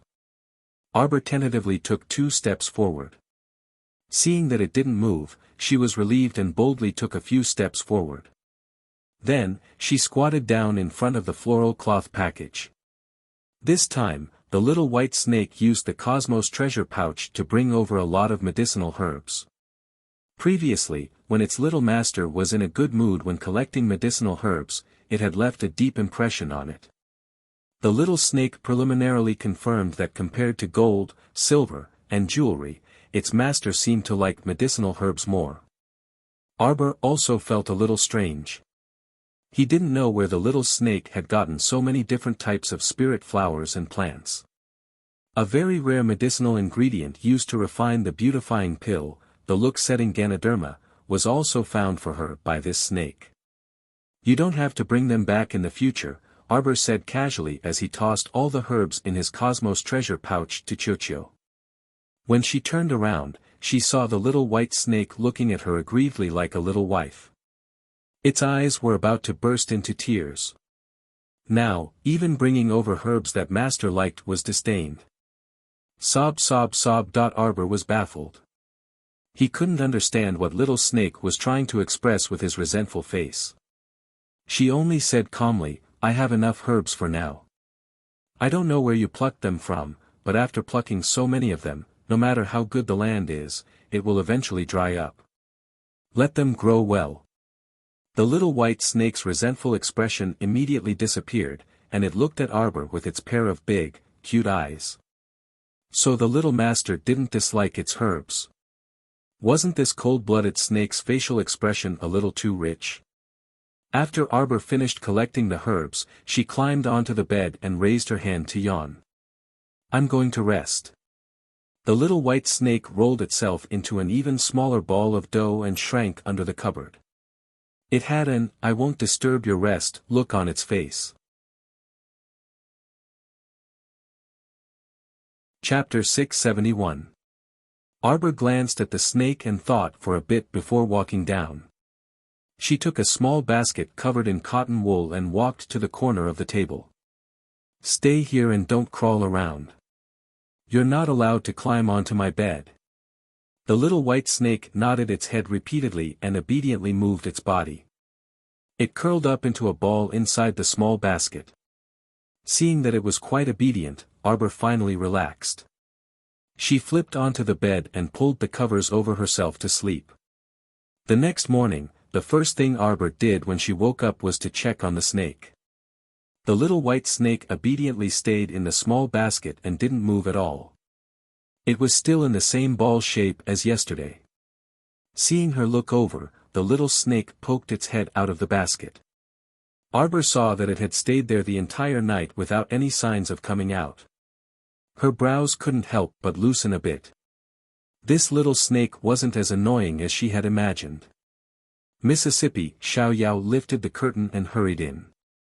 She bowed and said, "Wu family's eldest Miss, Wu Xiaosu, requests an audience." Arbor had long forgotten about this person. Hearing this, she frowned and said, "I won't see her. I don't know her." Xiao Yao knew that her young mistress would react this way. She smiled and said, "Xiao Yao has already tactfully rejected Miss Wu and asked Miss Wu to return to the manor as soon as possible. It's a pity that Miss Wu won't listen to me. She's standing outside the Marquis's estate right now and won't leave no matter what." "Then let her be," Arbor said expressionlessly. "If someone likes to stand outside, then let her stand." Was she, Arbor, the kind of person who would hastily bring people in for the sake of the two families' reputation? The more she was threatened, the more she loathed it. If she wanted to embarrass herself, no one could stop her. She could stand outside as long as she wanted. "Where's Xiao Yi? Let him in. I want to ask him about yesterday's incident at the Zheng estate." Arbor put the small basket on the table and met the little white snake's round eyes. Xiao Yao exclaimed, "Miss," a snake entered the room. Arbor looked at her in amusement. "This is my summoned beast. Summoned beast? Xiao Yao was a little surprised. That day, Miss summoned it in the garden. Then the summoning didn't fail. It's just that this little snake doesn't look mighty or ferocious at all. Will it be of use at a crucial moment? The little snake stared at Xiao Yao with its human-like eyes. It's the one who's been giving me gifts for the past 2 days, Arbor said. Xiao Yao's eyes widened when she heard that. She raised her hand to show her height. That red coral? That's right, and the rest of the herbs were all given by it. Xiao Yao immediately looked at Lord Snake in worship, as if she was looking at a nouveau riche. Then, miss, should I go prepare some frogs, mice, or something to feed the little snake? Unexpectedly, the moment she said that, the little white snake immediately turned its little head proudly and disdainfully. Its pair of watery eyes looked pitifully at Arbor. Xiao Mu glanced at it and asked on a whim, do you want congee or not? The little snake nodded its little head furiously. What kind of snake is this? It doesn't eat living things but actually drinks porridge. It's so human-like. Xiao Yao muttered as she walked out and called in Xiao Yi, who was waiting outside the door. Crown Princess. Xiao Yi bowed after entering the door. What happened after yesterday? Arbor asked curiously. State Uncle Zheng sent the beautifying pill into the palace overnight and presented it to Her Highness Consort Zheng. I'll see you tomorrow, Bo. Chapter 672. Arbor nodded his little head in satisfaction. Young-hee must be very happy, right? That's right. Xiao Yi said, Consort Zheng rewarded State Uncle Zheng quite a bit on the spot, including fine jade, jewelry, gold, silver, and riches. However, the value of those things paled in comparison to the 103 high-grade magnetite that State Uncle Zheng took out. Lord Zheng could only suffer in silence, unable to voice out his bitterness, and returned to his residence listlessly. Arbor sneered. Just let Young-hee slowly enjoy that beautifying pill. When Xiao Yao returned with a bowl of porridge, Xiao Yi had already retreated as per the order. A light thud came from the window. Arbor didn't even turn his head as he stared at the little white snake whose head was almost buried in the bowl of porridge. This little snake was especially particular when it ate. After the entire bowl of millet porridge entered its mouth, it even raised its little head and used its eyes to signal Xiao Yao to take a white cloth from the side to wipe it. Xiao Yao muttered, "What the hell," as she hurriedly took a white cloth to wipe the snake's head. Arbor couldn't help but chuckle. The next second, she felt her body lighten, and she landed in a comfortable and warm embrace. "Jojo, I knocked on the window, but you ignored me," Mo Lien grumbled aggrievedly. "Even if I ignored you, didn't you still come in?" Arbor turned to shoot him a glance and poked his chest. "When are we leaving for Bailon?" "In 2 days, I guess." After I told Royal Father about this, he strongly objected. "I have to convince him." "What is he objecting for?" "You're not going to Bailon to play, you're going to inspect the food base. That's a serious matter that concerns the country and its people. He keeps you tied up in the palace all day and makes you represent him in state affairs. He really has it easy being this great king." Mo Lien chuckled softly. He reached out to cup his darling's little face and looked at her carefully. "Jojo, you're feeling sorry for your husband." Arbor rolled his eyes at him and poked him hard with his little finger. "We'll set off in 3 days at the latest." "All right."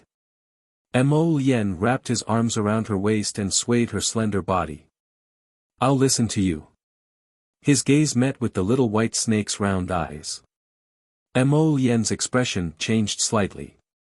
Her hand shot out like lightning to grab the white snake. However, in the blink of an eye, the little white snake flashed through the air like a bolt of lightning. Its body suddenly shrunk to less than an inch, and it swiftly dodged Mo Lien's claw. "Huh?" Arbor's eyes widened slightly. This white snakelet could actually shrink into such a small form and successfully and swiftly evade Mo Lien's claw. Master! There are bad guys here who want to catch me.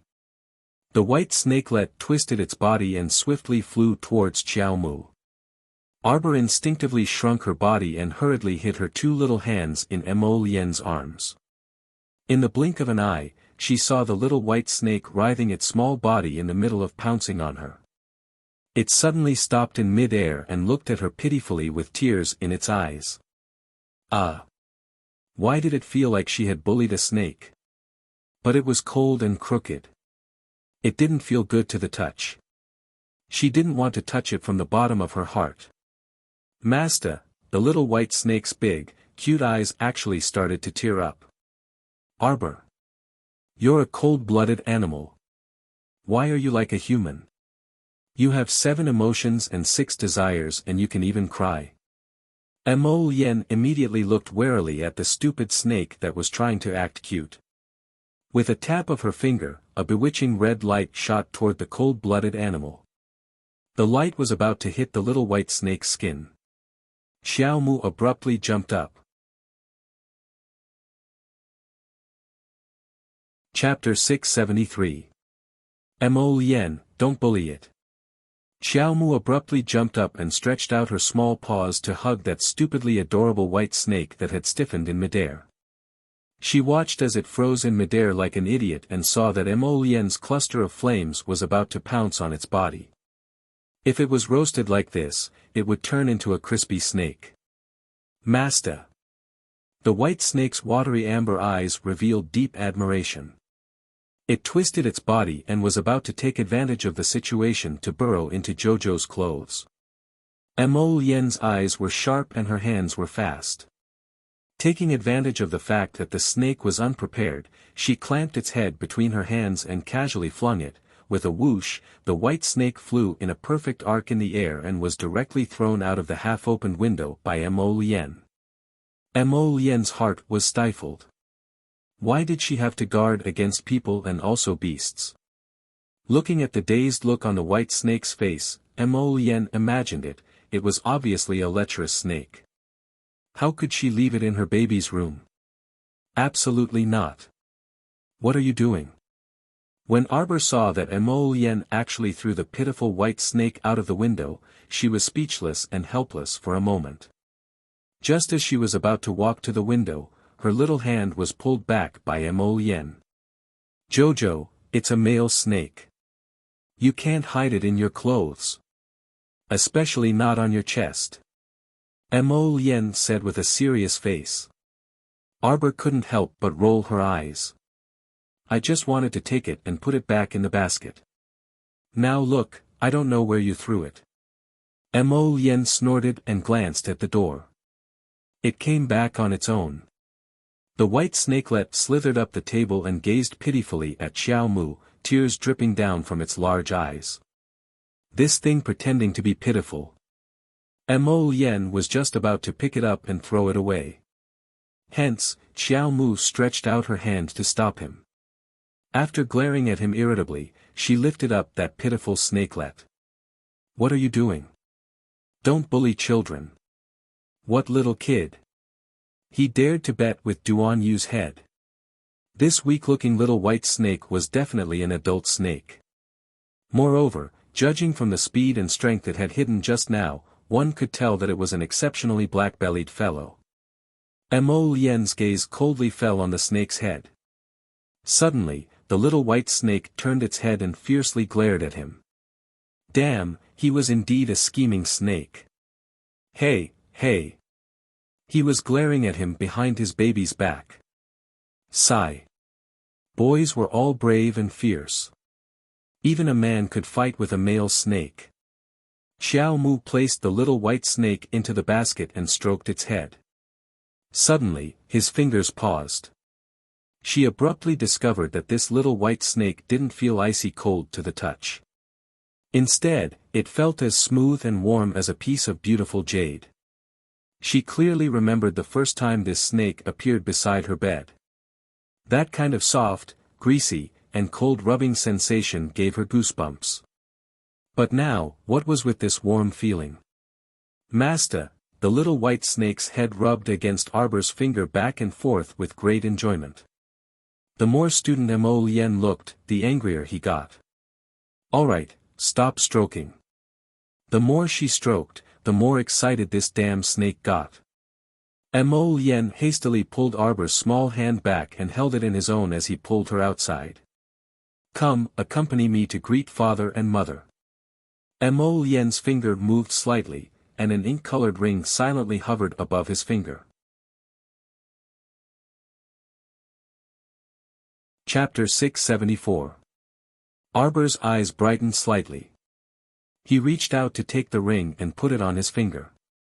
Once he activated his mystic energy, a transparent eggshell defensive barrier appeared around her. She could feel that the defensive power was much stronger than before. This defensive barrier had definitely been reinforced. Mo Lien. The little fellow tilted her head and reached out to hold his large palm. Mo Lien lowered his head slightly and lightly flicked her forehead. He lifted her up in an instant and looked deeply into her eyes with a smile. Do you want to return the favor? This husband will gladly accept it. Darling Qiao's little face was instantly dyed with a layer of red clouds, and she looked around with a guilty conscience. There's no one. Mo Lien laughed in spite of himself. Darling dislikes those annoying people who come in and out all day, so didn't Darling chase them all away? Only Xiao Yao is left, so she hid far away long ago. That's right, she had already chased them out of Nanzhu Garden. She wasn't a particular person and didn't need others to take care of her daily needs. Then give me a kiss as a return gift. Mo Lien turned his head and was about to press down on the little fellow's lips. Daughter, Papa Qiao shouted. The two separated immediately upon contact. Prince Mo's hand trembled and he almost dropped the baby in guilt. Our dear Qiao Mu's face was as red as a tomato, and she couldn't help but lower her head. Prince Mo's heart felt even more stifled. My dear father. You really know how to pick the right time to come. Xiao Zhongbang strode in as if he was flying. He immediately saw Prince Mo and his daughter standing on the left and right, leaving quite a bit of space between them. As a father, he was very satisfied. He knew that the crown prince wasn't someone who would mess around. Look, he was doing a surprise inspection this time. Little Mo, this child, was standing beside his daughter in a cultured and refined manner. He even maintained a distance from her. What a considerate child. The more he looked at him, the more he liked him. At this time, Papa Qiao had completely forgotten that the crown prince didn't even enter through the front door. He directly touched the back window and barged into the boudoir. Crown Prince. Father, don't be so courteous. Qiao and I just happened to be going to greet you and Mom, so let's talk on the way. Crown Prince Mo stealthily tugged at Qiao's small hand as he welcomed Qiao outside with a smile. Meanwhile, in the imperial study of the palace of the king, the great king smiled as he summoned the Qin estate's father and son trio. He waved his hand and said, Patriarch Qin, the two young masters Qin have been wronged. The crown prince is a careful and steady child. Most of the things that I did not consider thoroughly, he was able to handle them very well. The reason why so many soldiers have been dispatched to guard the estate is because they are worried that some unforeseen event will occur in the Qin estate. Great King is too serious. Qin Guelu hastily cupped his hands and said with a smile, Your Highness the Crown Prince's actions are exactly what this Qin wishes for. Now that the 10-day deadline was up, no one in the Qin estate had shown any signs of abnormalities. Everyone could see with a single glance that this was the case. Even if some zombies appear in the capital in the future, it shouldn't be blamed on our Qin estate. That's right, that's right. The great king chuckled and pointed at the seat in front of him. Patriarch Qin, please take a seat. Thank you, great king. Qin Guelu thanked him and sat down. First Qin and Omega Kotoku walked to stand behind their father with their heads slightly lowered. Present the box to the great king. Yes, father. First Qin walked forward and bowed slightly. He raised the treasure box above his head with both hands. The great king's face lit up, and a satisfied smile appeared in his eyes. He glanced at Gong Chang'an, who was standing to the side. Chapter 675. The latter hurriedly understood and hurriedly walked down the steps to take the box that eldest Qin presented. There are 3 meridian pacifying pills inside. The 50 strengthening pills are our Qin estate's offering to His Majesty as a token of our sincerity. Qin Guelu lowered his head slightly and said, "This Qin is also very apologetic that His Highness the Crown Prince was startled at the Qin estate." Qin Guelu looked up, and Omega Kotoku walked out from behind his father. He opened a long box and presented it to the great king. The old great king looked down and grinned from ear to ear. "This 400-year-old ginseng was obtained by chance when my son went out for training. Now, I present it to His Highness the Crown Prince as an apology gift. I hope that the great king won't dislike this Qin's small token of appreciation," Qin Guelu said with a smile. "Good, good, good." The great king nodded happily. "Gong Chang'an, send someone to deliver this to the Eastern Palace." Since the Qin family was so tactful, the great king naturally removed their restraining order and unsealed the Qin estate.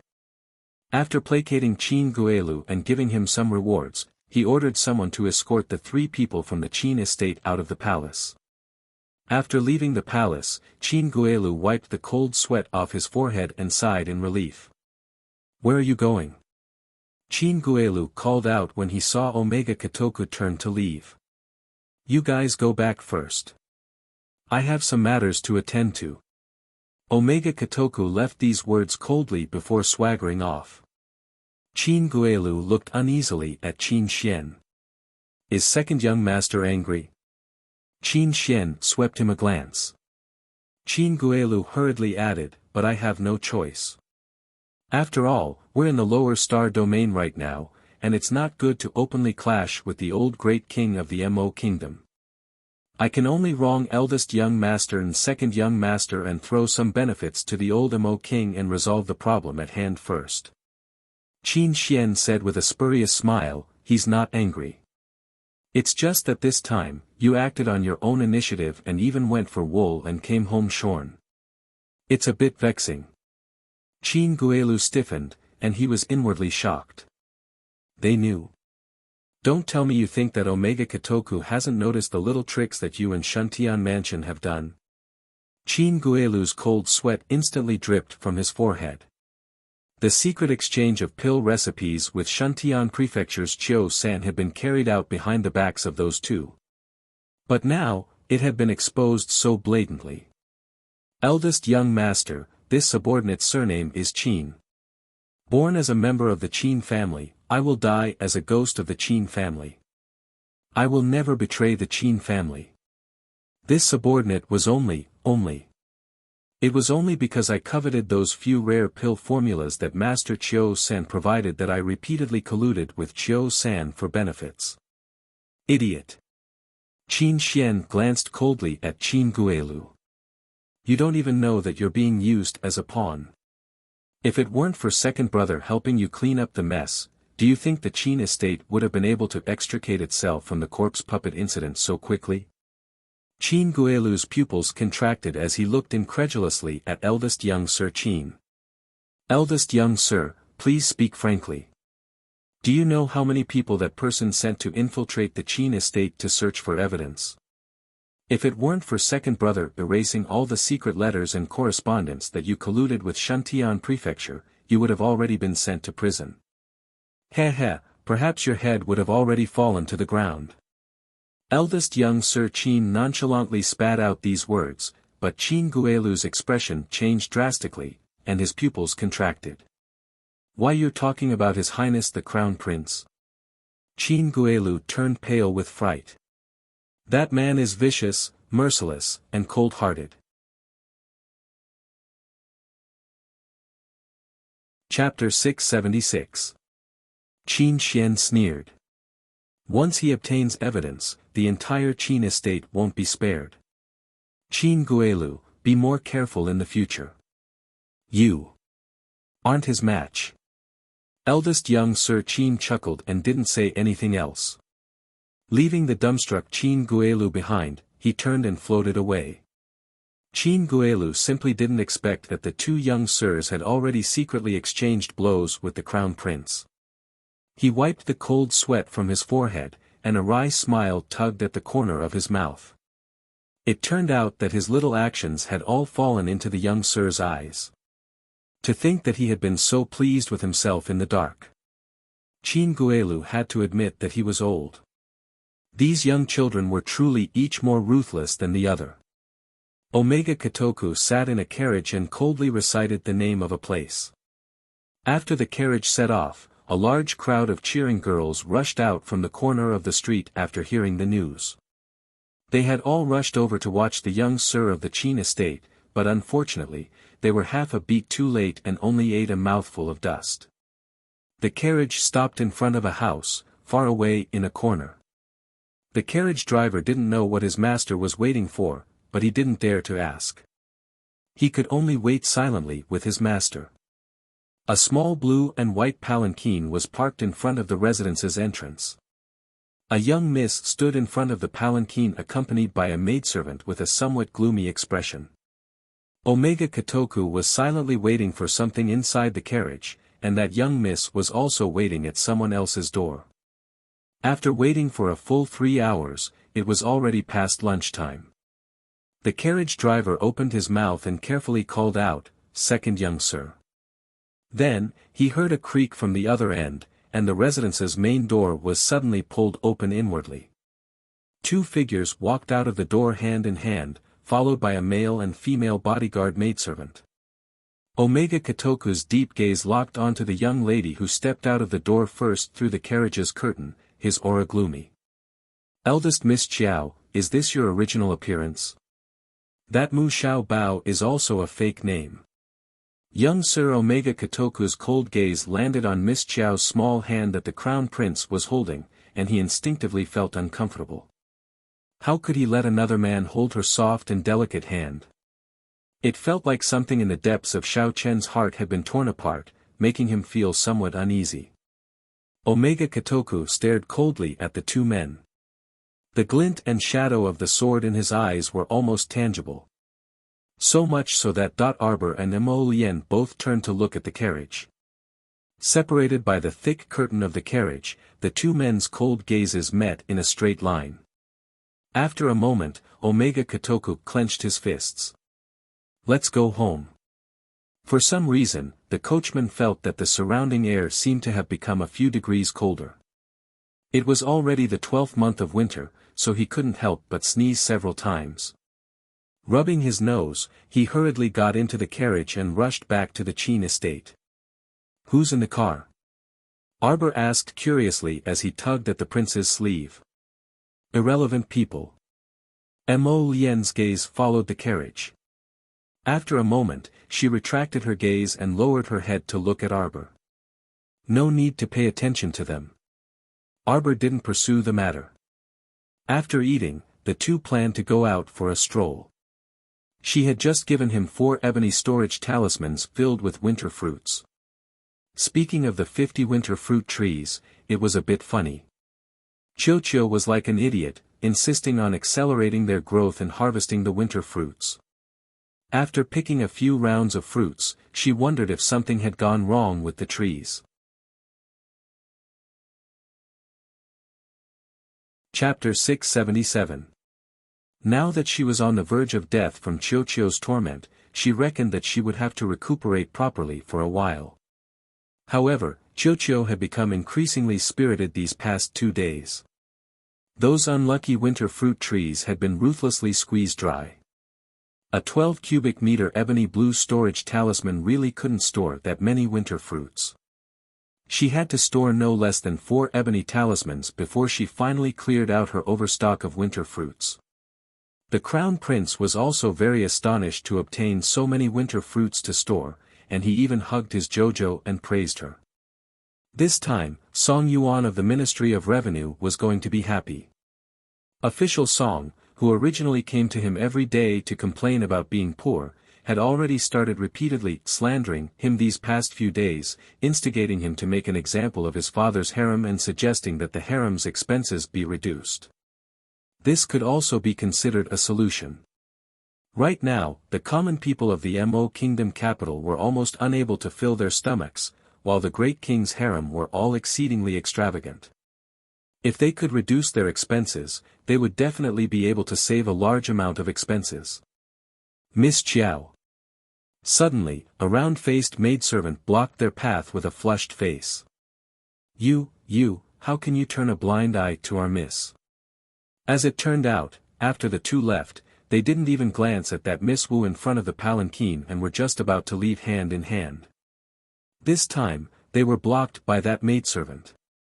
Glancing to the side, they saw that Miss Wu was dressed in pink and white with a thin fur coat draped over her shoulders and a delicate hairpin inserted into her hair. Braving the cold wind, she stood next to the small palanquin, her small face slightly flushed from the wind, her eyes filled with faint grievance. Impudent! Hui Feng reprimanded, a mere maidservant actually dares to block the path of the Crown Prince and Crown Princess. Why don't you kneel in greeting after seeing His Highness? That maidservant quivered in fright and immediately knelt on the ground, her shoulders trembling as she said, "This servant has been impolite. Greetings to the Crown Prince and Crown Princess. Seeing that you are loyal to your master, I won't bicker with you. Withdraw." Arbor coldly ordered. That maidservant hastily crawled 2 steps back and obediently knelt on the side, not daring to get up. Wu Xiaosu couldn't help but clench her cold fists tightly under her sleeves.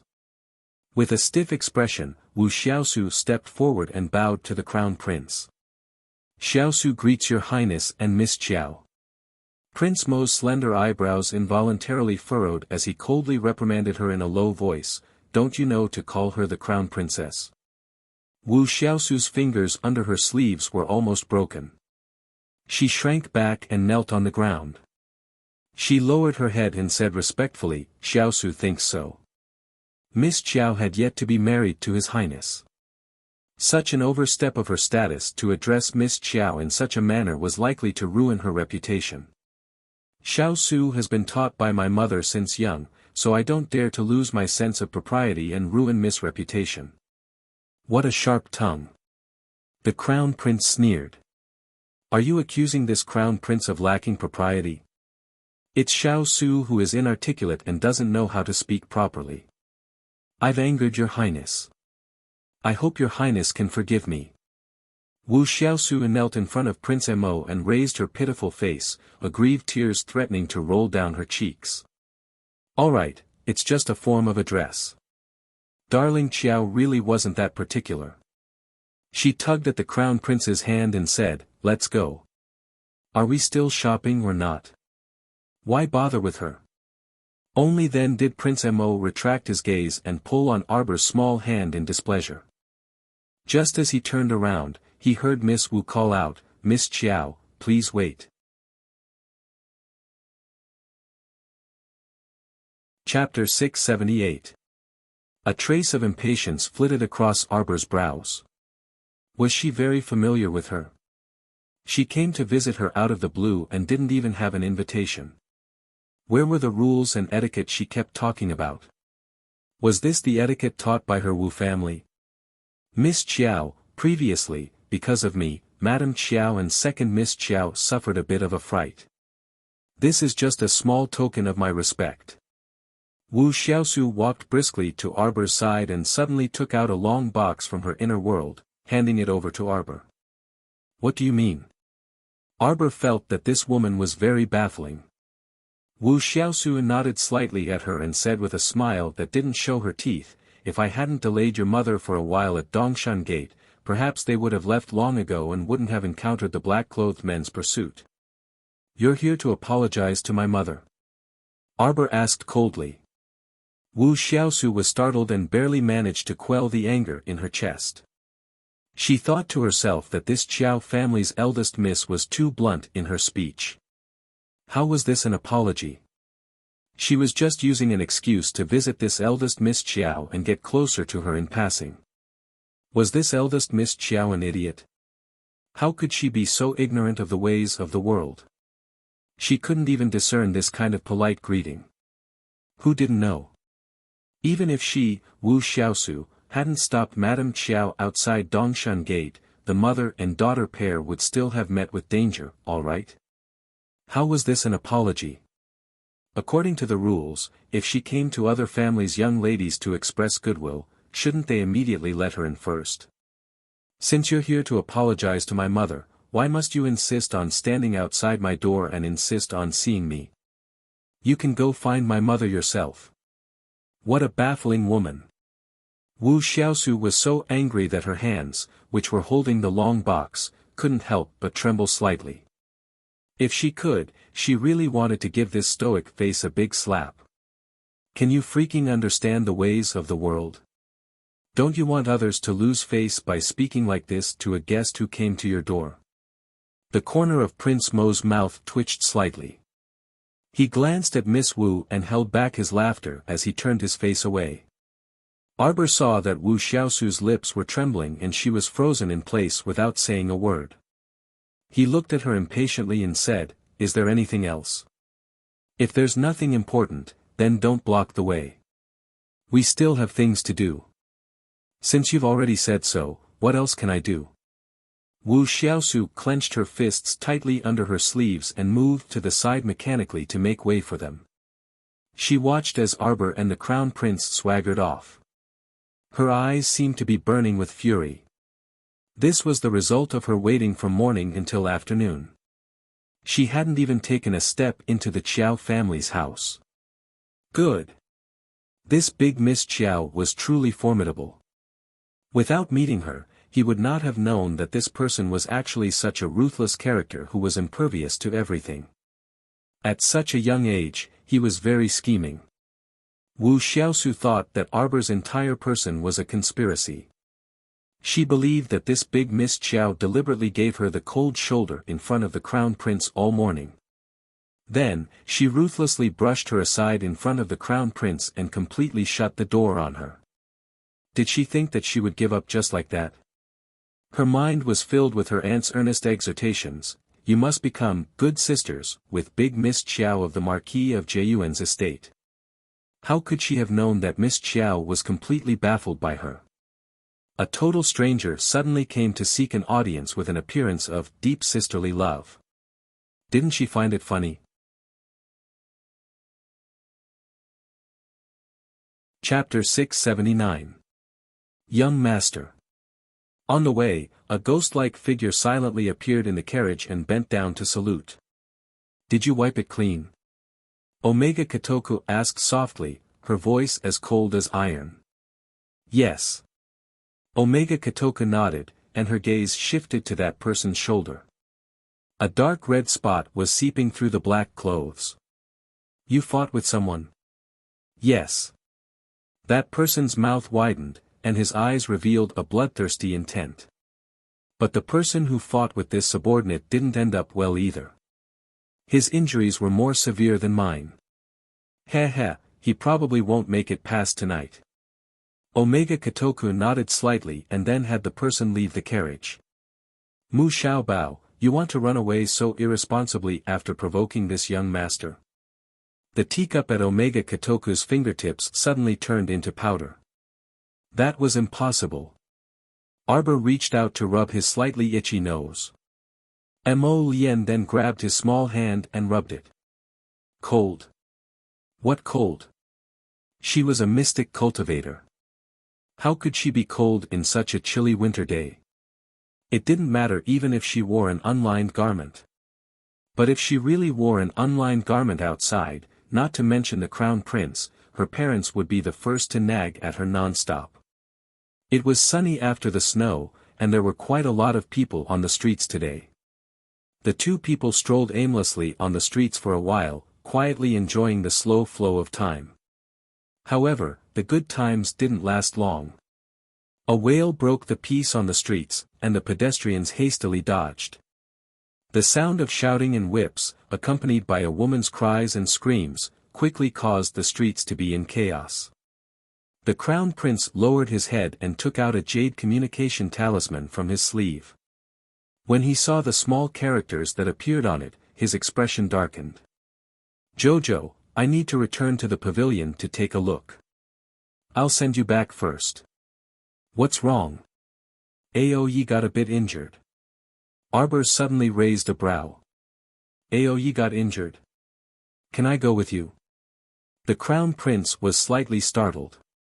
Then, he smiled and said, "It's even better if you go with me. How could I forget that not only is my Jojo an alchemist, his medical skills are even better. Can you let me know the location of the pavilion?" Arbor blinked. "What are you talking about? I don't have any secrets in front of you. Just ask me directly if you want to know anything. Besides, you're the mistress of the Hidden Night Pavilion. You can go anywhere." The crown prince squeezed her hand. "Let's go." Xiao Mu nodded. Just as the two of them were about to leave hand in hand, they saw a sobbing woman running toward them while hugging a child. Seeing that she was about to fall headfirst into Xiao Mu's body, the crown prince hastily caught his darling by the waist and dodged to avoid that impetuous woman. As a result, the woman, who was carrying a child, fell heavily to the ground with a thud. The child in her arms groaned a couple of times and burst into tears. "You bitch, you still dare to run." The man's angry curses were mixed with the sound of a whip slicing through the air, instantly landing on the woman's head. Smack! When the whip landed diagonally on the woman's back, the man's hand clearly stiffened, as if he didn't expect this whip to land so easily. The woman grimaced in pain as she hugged the child. She rolled towards the crown prince's feet. This miss, please be kind and help us mother and son." According to the routine, the rich miss would definitely sympathize with the mother and son's misfortune. Who would have expected that the little stoic, the 8th watch ended today? Chapter 680. Beat! Arbor ordered. Huifeng's mouth twitched, and he immediately reflexively slapped the man holding the whip. Pa! With a slap, the unlucky man holding the whip fell to the ground with a thud. "Thank you, miss, for saving me. Thank you. This commoner is." The woman holding the baby wept as she knelt in front of the crown prince and repeatedly thanked him. Continue. Xiao Mu was unable to move her limbs from being hugged by the crown prince, so she turned her head to say to Huifeng, "Hit." Both man and woman. The onlookers, who were originally watching the drama of a beauty saving the weak mother and child, were instantly thrown into disarray. What was going on with this eldest miss? Wasn't she saving someone? Why did she want to beat the injured woman as well?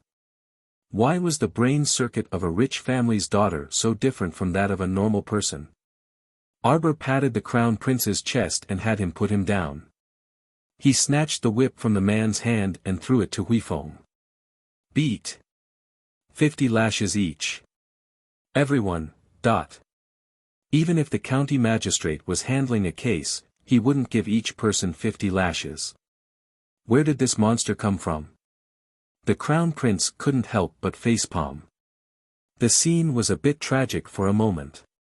The woman and man both screamed miserably on the street and rolled on the ground in pain under Huifeng's whips. They crawled and wailed, clutching their heads and trying to flee like rats. Xiao Mu didn't even bat an eyelid as she accepted the child that Xiao Yao carried over. She reached out to check his pulse, lifted up the child's eyelids to take a look, and then fished out a pill for him to consume. At the same time, he flicked his fingertips, and 2 talismans instantly turned into 2 streaks of light that pounced on the man and woman. Who sent you? Arbor coldly looked at the sobbing woman and curled his lips in mockery. Don't beat, miss, don't beat. The woman had only wailed 2 sentences in her sobbing state before her entire body quivered, and she answered Xiao Mu's question in full detail like beans from a bamboo tube. When the dictum talisman was activated, there was almost no need for any reaction time for it to take effect. It was a girl who gave us a liter of rice and asked us to put on this show. That girl said that Miss is kind-hearted. When you see me being chased and beaten by my husband, you will definitely save me. She also asked me to beg you to take me in. What does that girl look like? How old are you? Arbor asked coldly. The onlookers at the side were already dumbfounded. They didn't expect that this woman had teamed up with her husband to put on a show to deceive this rich young lady. She's pretty, just like a flower. She looks about 18 or 19 years old and is wearing a light pink fur coat. Her body looks a little frail, the woman replied honestly. Apart from rice, what else did I give you? Yes, yes, yes. The woman lowered her head and fished out a thumb-sized golden cicada from her waist pouch. She respectfully presented it to Arbor. Arbor swept a glance over and his expression changed slightly. He sneered, "What did she tell you? Tell me word by word." "Yes, yes." The woman didn't hide anything and told Arbor everything that the girl told her. A trace of anger flitted across the crown prince's eyes. "We'll go do our business first," Arbor said in a flash and handed the child in his arms to Xiaoyao. "You send him home."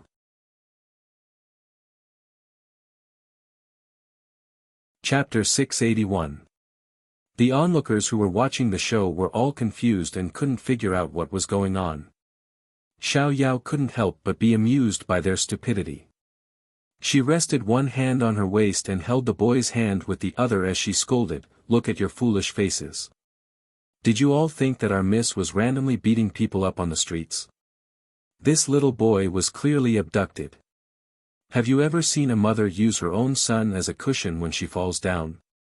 This child was fed a delirious poison, and it was our miss who gave him the antidote." Xiaoyao grumpily rebuked the passers-by. The onlookers were rendered speechless, and they all smiled sheepishly as they apologized profusely. Peony kicked the swindler couple and asked them where they had picked up the child. Only then did she take the boy and leave. The Crown Prince and Arbor prepared to return to the Hidden Night Pavilion first to check on Ao Ye's injuries. "Keep an eye on the 2 of them. Just keep them half alive," the Crown Prince instructed with a cold expression before leaving. Huifeng immediately bowed his head slightly. The 2 of them left through the northern city gate, and the Crown Prince immediately summoned Little Seven. The moment the child appeared, Arbor immediately discovered that he had grown up quite a bit. He now looked like a 14 or 15-year-old youth. A pair of golden-red eyes swept over her, and he snorted. Arbor also snorted back at him. He wasn't even as adorable as her Qinghuan. Mo Lien was baffled. Why were these 2 little fellows like black-eyed chickens the moment they saw each other and didn't like each other? Little Seven. Mo Lien stroked Little Seven's little head. "Let's go to Marshall Mountain." 7th Yen pridefully turned his small face away and abruptly turned his head back to glare at Xiao Mu, who had cast her gaze over. "Be nicer to little Mo." Yen Qi couldn't help but roar at Arbor. He didn't even know how his master got through all those years. He missed a person so pathetically, thought of a person, and longed for a person to appear. It was heartbreaking to see such a master. Xiao Mu trotted all the way to Yen Qi and suddenly reached out to smack his head. "You rude fellow. Call me big sister. How am I not good to him? Why are you so annoying? Every time you see me, you either roll your eyes or roll your eyes." Xiao Mu pinched 7th Yan's cheek forcefully with her small hand, turning his handsome face into a steamed bun. 7th Yan was so angry that he was breathing through his nose. Mo Lien was busy separating the 2 little guys from each other. She kept comforting her baby, "Jojo, be careful. You can't beat Little Seven. Little Seven, you're not allowed to do anything. Let go." Classmate Little Seven was about to die from anger. This damned woman was so fierce that she wanted to kill him. She came up and pinched his face. It hurt so much. Arbor smacked him on the head. Call me big sister. Damned woman. Thump. Thump. Thump. Thump. Thump. Little Seven reached out to hold his head. He was so angry that he wanted to immediately transform into his beast form and send her flying into the sky. But when he met Little Mo's warning gaze, he was a little scared. The little dragon was so angry. Big sister, big sister. Stop hitting me. This damned woman. There were 2 small bumps on his head. Wouldn't it have been fine if you had called me big sister earlier? Arbor finally let go of this proud little dragon in satisfaction. Fierce woman. He had 8 lifetimes of bad luck to be her little brother. Chapter 682. Seventh Swallow angrily transformed into his dragon form and carried the 2 of them toward Wulua Mountain. The Hidden Night Pavilion's capital branch was built deep within Wulua Mountain. It had a steep natural barrier, so not many people could come here. There were only small groups of adventurers who didn't go deep into Wulua Mountain. Most of them hunted in the periphery. Thus, the Hidden Night Pavilion had been stationed in Wulua Mountain for many years, so it was relatively peaceful. Arbor followed the Crown Prince to a mountain wall and watched as the Crown Prince pressed his palm against a stone block. A stone door opened in the originally barren mountain wall. The 2 of them walked in hand, and Seventh Swallow angrily followed behind them. The inside of the stone wall was very spacious. The ceiling hung high, and the wall lamps reflected light. It was a different world. Hidden Flower walked over and bowed to the 2 of them. Your Highness, Stay Up Late's injuries are quite serious. As he spoke, he brought the 2 of them to a small stone room. The moment Arbor walked in, he smelled a faint scent of blood. Stay Up Late was lying on a stone bed with his eyes closed and a thin blanket covering his body. Crown Princess, be careful. When Hidden Flower saw Xiao Mu walk to Ao Ye's side and lift his blanket, he hastily called out in shock. Arbor's hands were like flowing clouds.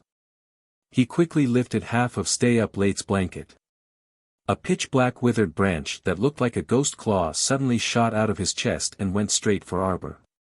Xiao Mu harumphed coldly, and a jade-green tree branch abruptly shot out from her sleeve, ruthlessly lashing at those 5 ghost claws upon contact. Every time it struck, the ghost claw would twist a little, and the pitch-black withered branch would emit black smoke. Not long after, it was smashed into pieces by the emerald-green branch, falling to the ground piece by piece. Chocho, what the hell is this? Arbor actually didn't know what had come out of Stay Up Late's chest. Thus, he communicated with it telepathically.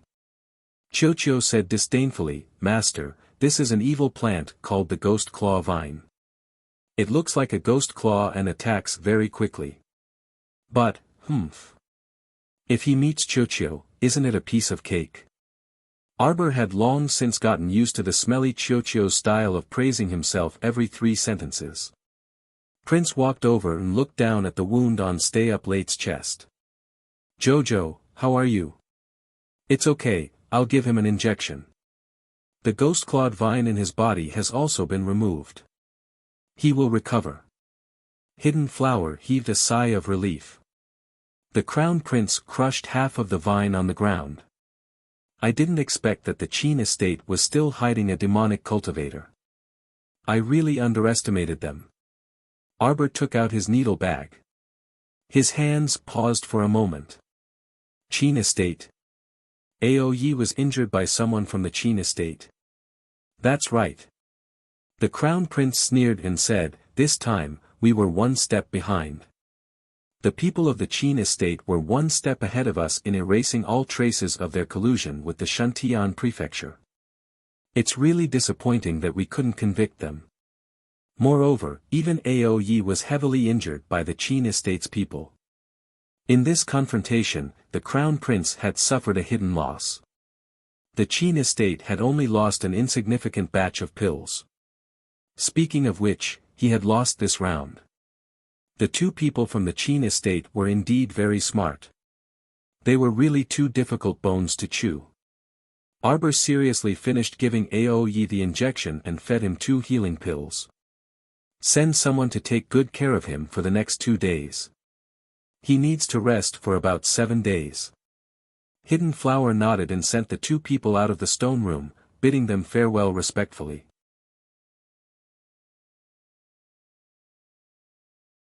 Chapter 683.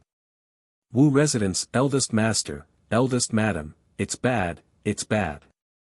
The manservant guarding the door frantically ran in and shouted, the Supreme Court has come to arrest Eldest Mississippi, what? The teacup in Master Wu's hand fell to the ground with a clang. He jumped up from his seat and angrily glared. What nonsense are you spouting? When did Xiaosu commit a crime to trouble the Supreme Court's people to come arrest her?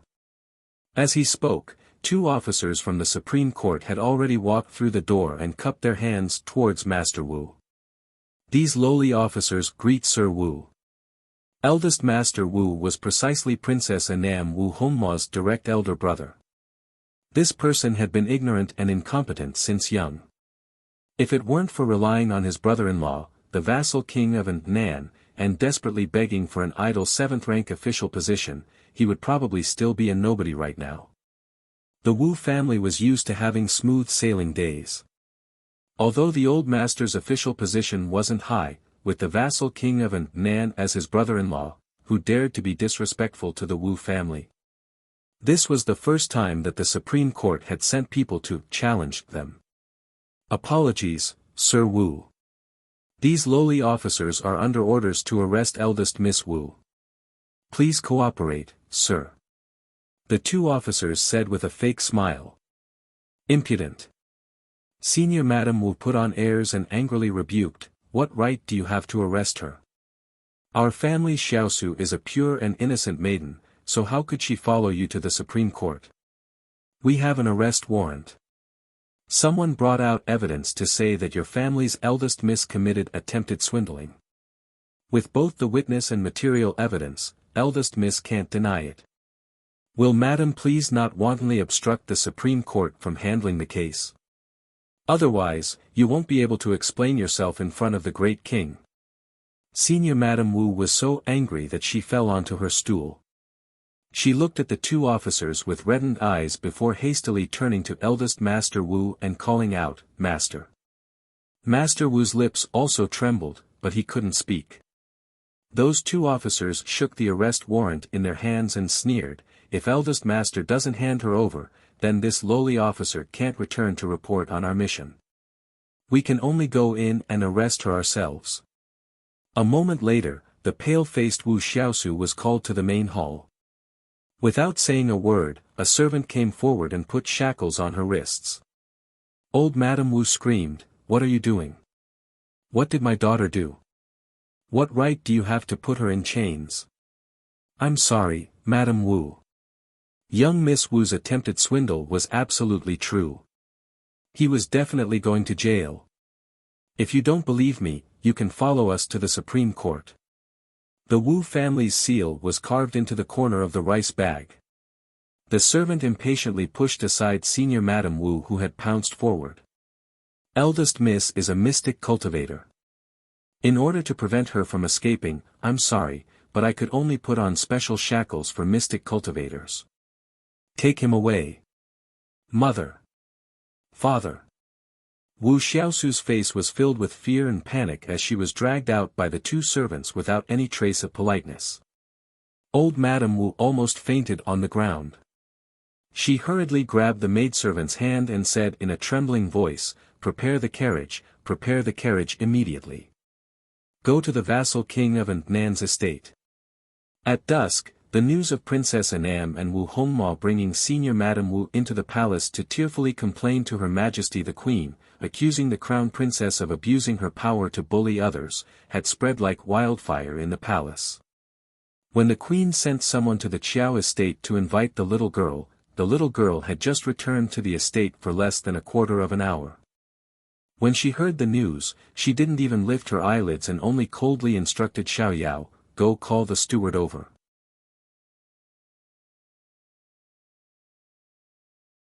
Chapter 684. After Chang Zai hurried over, he greeted eldest miss with trepidation.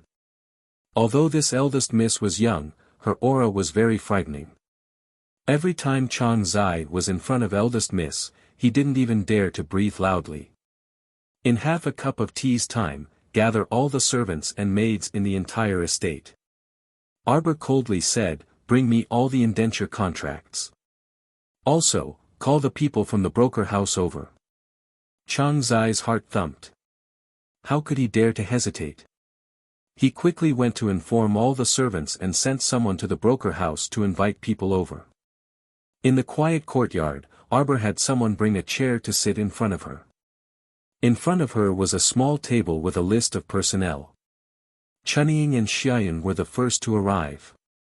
They ran all the way over, their foreheads covered in sweat. When they saw eldest miss sitting there and flipping through the list of personnel, they didn't dare to speak and just stood there obediently.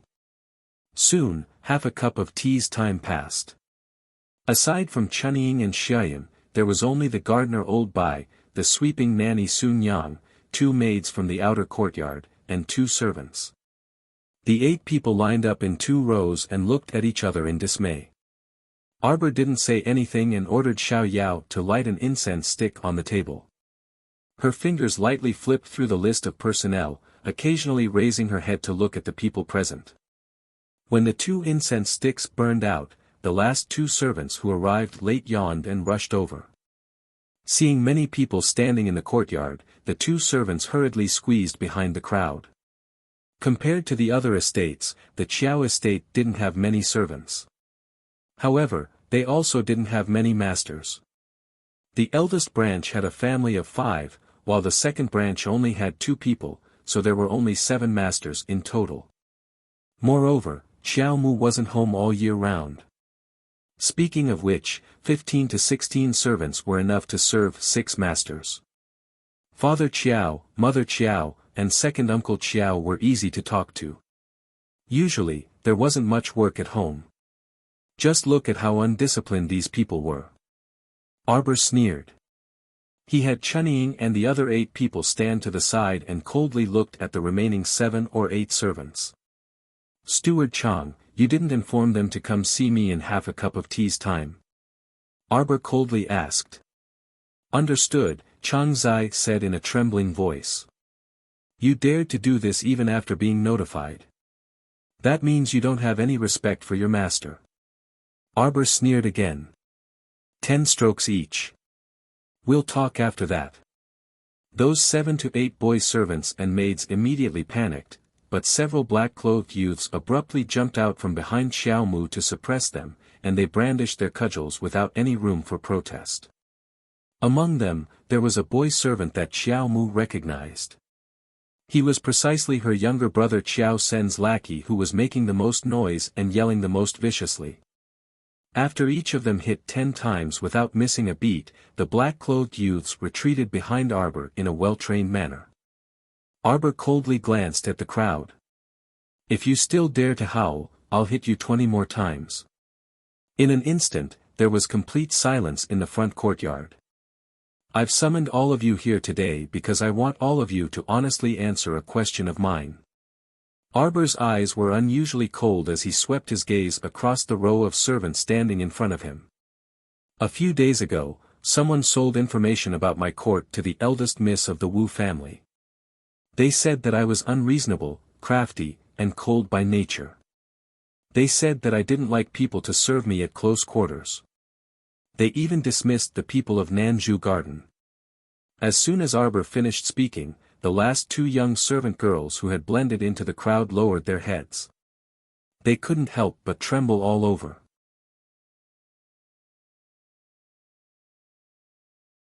Chapter 685. I'll give you a chance to live. Whoever stands out now and confesses honestly, I'll let her go.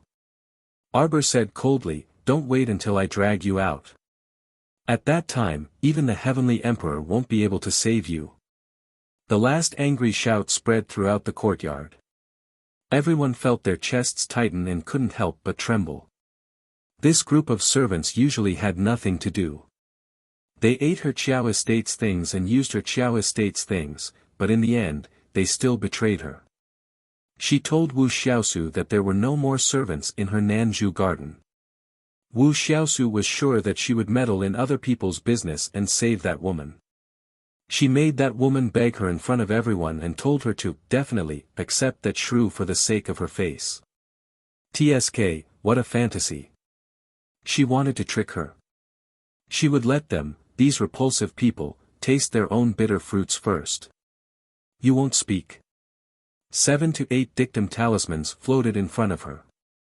Arbor shouted coldly, I'll tell you, wait until I personally find out who betrayed me.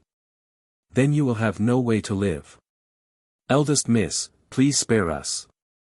Eldest Miss, please spare us. The two servant girls who were hiding at the back of the crowd finally couldn't withstand the pressure and scrambled forward. They cried and kowtowed repeatedly. Chang Zai, who was at the side, broke out in a cold sweat. His legs were like noodles and his legs were trembling. These two audacious little girls really dared to provoke the lion in the sky. Arbor's eyes shot out a cold and sharp light. She hated betrayal the most in her life.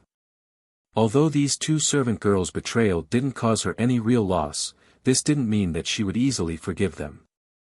She didn't fall into their trap because she was meticulous and saw through people. It could also be said that she had suffered in her previous life and accumulated experience. It wasn't because they were merciful. Originally, there was no grudge between them. However, for a small profit, Xiao Chen threw away his bottom line as a person. Don't talk so much in the future. Let them eat it. Arbor threw out 2 pills, and the 2 black-clothed youths immediately understood. They took the pills and stepped forward, grabbed the 2 frightened and trembling servant girls, and forced them to swallow the pills. The 2 of them became mutes on the spot, unable to speak. 2 pairs of frightened eyes, with a trace of resentment, stared at Arbor. You're not convinced? Then I've changed my mind. Arbor looked coldly at the 2 girls who were glaring at him with hatred. Kill them. The 2 maidservants' pupils suddenly shrank. They opened their mouths but found that they couldn't make a sound. In the next second, 2 cold lights flashed past their necks, and a red liquid sprayed out. Everyone felt as if their hearts were being gripped tightly by something, and they didn't even dare to breathe loudly. In the future, if anyone dares to reveal any of the trivial matters of my Nanzhu garden to unrelated people, they will be punished. That's the outcome. If you can't control your mouth, then don't ask for another mouth in the future. Chunying. Chunying knelt on the ground with a plop, and said with fear and trepidation, Eldest Mississippi. This servant will scrupulously abide by her duties and won't dare to blabber nonsense. Arbor shook his head, looked at her, and said, From now on, I'll give you the right to manage the household. Xiaoyun, you'll replace Chunying and serve my mother. The 8 of you, starting from this month, your monthly allowance will be doubled. Arbor's words stunned the 8 maidservants who had arrived first. As for the rest of you.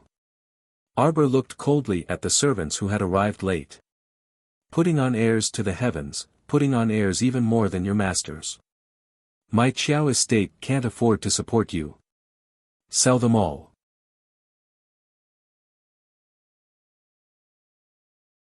Chapter 686. When the servants heard this, they felt as if the sky was about to collapse. They had been eating and living well in the Qiao estate for the past 2 years, and they were used to living a good life. Now that the Qiao estate had been promoted to a marquis estate, their lives were even more prosperous. Compared to the children of other poor families, they were all as comfortable as young masters and misses. Now, eldest miss actually wanted to drive them out with just one sentence. This time, everyone panicked, and they only hated that they had offended eldest miss, this ancestor. This ancestor wasn't as easy to talk to as the other members of the Qiao family. She would poison them to mute them, kill them to kill them. Her swift and decisive methods were completely unlike the other people in the Qiao estate who were soft and docile. The servants all cried and begged for mercy. But how could Arbor care about them? She had given them a chance, but unfortunately, only half of them grasped it. Since that was the case, she didn't need to be polite with them. It's so noisy, so annoying. Drive them all out. Arbor threw the name list on the table and beckoned to Chunying. Chunying hurriedly ran over and respectfully bowed to pick up the name list on the table. Cross out the names of the people who were driven out today. Also, check if there are enough people in the estate to clean. If there aren't enough, pick 2 or 3 honest people from the broker house. It doesn't matter if they are men or women, as long as they are willing to work hard. Yes, Mississippi, Chunying was someone who could read. These 2 years, she had always been by Madam's side, helping to manage the household, so she naturally had some skills as a housekeeper. Arbor nodded. It will be the new year in 10 days. Tomorrow, go find a few people from the clothing workshop and buy 2 sets of winter clothes for the new year for each of the servants and boys. Calculate how much cloth is needed and report to me when the time comes. There is no harm in having more, but don't shortchange anyone. Chunying's mouth was slightly agape. Even the servants and manservants beside her were looking at their little mistress in a daze. Their master, who was still furious just now, was now softly talking about giving them more clothes for their monthly allowance, so that they could happily celebrate the new year. Yes, Mississippi, Chunying curtsied, her face beaming with joy as she agreed. Xiao Yao pursed her lips and smiled. Actually, her young miss was the easiest to get along with. As long as everyone did their jobs well and didn't cause trouble, her young miss wouldn't care what they did for the rest of their time. Standing to the side, Chang Zai, whose legs were still trembling, suddenly knelt down with a thud and weakly called out, "Eldest Mississippi." At this time, Arbor's anger had already dissipated by half. When he turned to look at Chang Zai, his expression was a little better. You didn't manage your family well, and there were many incidents in your family. Do you know your crime? Eldest young miss, this old servant knows his wrongs. I beg eldest young miss not to chase this old servant out. Chang Zai trembled as he spoke. The gardener, Old Bai, who was on good terms with Chang Zai, also fell to his knees. He kowtowed and stammered, "Young miss, I can't double the monthly allowance. I beg young miss, don't kick big brother Chang out." They were all ordinary people, and Chang Zai was already over 50 years old. If he was kicked out, he definitely wouldn't be able to find work.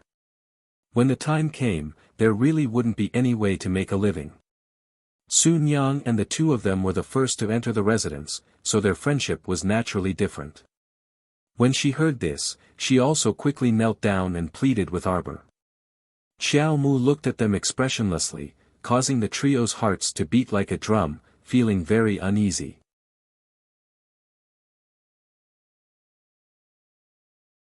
Chapter 687. Chang Zai was deeply afraid of implicating the 2 old fellows and hurriedly cried, "Eldest miss, please don't be angry at Old Bai and Sun Yang. This matter has nothing to do with them. I'll just leave." After saying this, he turned to leave with a hunched back. Arbor coldly called out, "Stop right there." Chang Zai's steps froze. Arbor glanced at the 3. "So you 2 are willing to give up double your monthly allowance for Chang Zai?" Yes, eldest miss, we are willing." The 2 nodded in unison without hesitation. "You are also willing to leave the Qiao estate on your own? Will you bear a grudge against me?" Arbor raised her brows and looked at Chang Zai. Chang Zai hurriedly turned around and fell to his knees again. "This old servant does not dare. All these years, this old servant has received the Qiao estate's grace and has been taken care of by master and madam. Even if I leave the estate, I do not dare to betray my masters. Rise." Arbor speechlessly looked at the 3 of them. When did I say that I wanted to drive you out of the estate? Chang Zai, Old Bai, and Sun Yang were all startled and carefully thought back. That's right, when Miss had been angry just now, she had not said a single word about driving Chang Zai out. At most, she had ignored Steward Chang. I removed you from your position as the steward only because I felt that you weren't too suited for the position of steward. Xiao Mu sighed as she explained, although you are indecisive in handling matters, you are a loyal and righteous person. You have followed my parents for so many years. Even if you have not performed meritorious deeds, you have still worked hard. How could I drive you out? Could it be that in your eyes, your miss, am so unreasonable? Chang Zai hurriedly said that he did not dare. Old Bai and Sun Yang were not good with words and could only follow Chang Zai's lead and say that they did not dare. All right, all of you rise. Arbor moved her fingers and took out 2 small pouches. Xiao Yao pursed her lips and smiled. She knowingly took 2 small bags and walked over to Old Bai and Sun Yang. She handed them to them. Here, this is a gift from Mississippi. Take it and calm your nerves. The 2 of them got up from the ground in a daze, each of them stupidly hugged a small bag and peeked inside. There were 2 pieces of ham inside. These days, meat was much more expensive than rice. This was a bountiful reward. Old Bai and Sun Yang both stared blankly at their little master. Chang Zai, you have 2 very good friends. At this time, Chang Zai already knew that the young miss would not chase him out of the house, and his nerves were no longer as tense. Hearing this, he smiled from the bottom of his heart and nodded repeatedly. From now on, you can work at my parents' Li Jing garden. Arbor said faintly, you're getting old. You can just ask me to do some trivial things. Many thanks to Mississippi. Chang Zai secretly wiped his old tears, his heart feeling more and more guilty. He didn't manage to cure the house, but the young miss did not blame him and even allowed him to stay. In the future, when he took care of the master and madam's small courtyard, he could not be so careless. He absolutely could not fail to live up to the young miss's trust in him. Arbor nodded and let them leave first. Chunying also took the remaining 2 servants and 2 manservants to leave, looking for the trafficker to choose servants. Soon, a black-clothed youth flashed to Arbor's side and whispered a few words to her. Arbor slightly raised an eyebrow, a cold light flashing through her eyes. Wait for me to go out and take a look. Master, the green mammy by the queen's side has been waiting for a long time. Arbor's footsteps paused, and she nodded to the youth. Go call her over.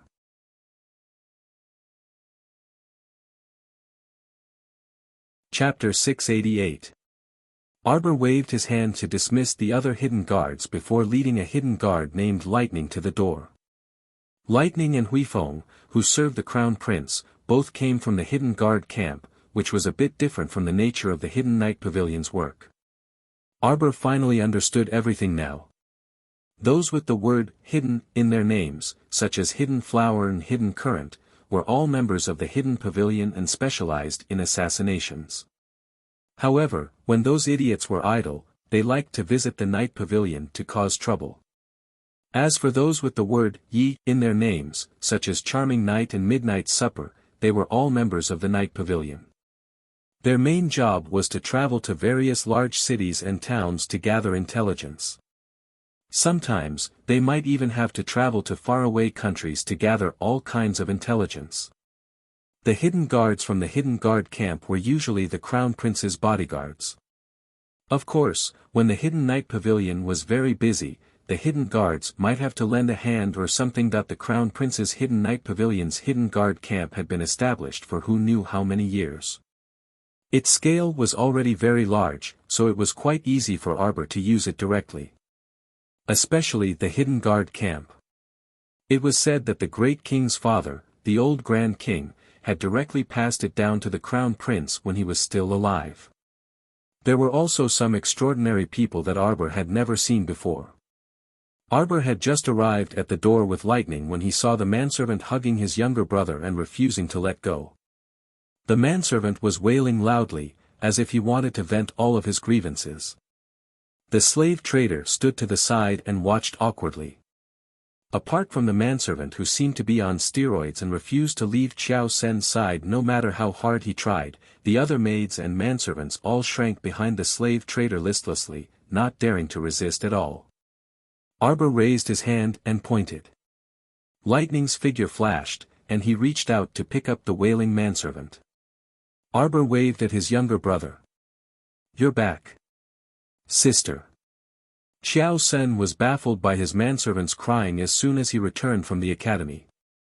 When he saw Arbor standing at the door, he hastily ran over and pulled on his sister's hand, asking, "Sister, what happened? Why is Adong crying like this?" Arbor didn't hide it from him. He told his brother everything and then asked, "Do you want to keep this kind of servant who bullies his master?" The manservant hurriedly crawled to kneel in front of Xiao Sen and cried out, young master, you can't abandon this servant." Xiao Sen's little face flushed red. He went up and kicked the manservant. "How dare you be so disrespectful to my sister? He deserved to be sold. This young master doesn't have a wicked servant like you. Leave immediately. Let me tell you, even Big Brother Crown Prince has to listen to my sister. Of course. I am no exception. Even this young master had been ruthlessly beaten by my elder sister, let alone a manservant like you. You really have no discernment. You actually foolishly went against the wind and committed a crime. You're the biggest joke in the world, trying to challenge my elder sister. How capable do you think you are?" Our dear Xiao Sen was someone who knew when to yield and when not to yield. He had long discovered that his elder sister was the one in charge of the entire family. Even someone as powerful as his big brother had to listen to his elder sister. What kind of thing does a manservant like you think you are? How dare you climb all over his elder sister? You deserve to be scolded. Our dear Xiao Sen hurriedly drew a clear line between himself and the manservant, indicating that he wasn't on the same side as him. He pulled his sister towards the door.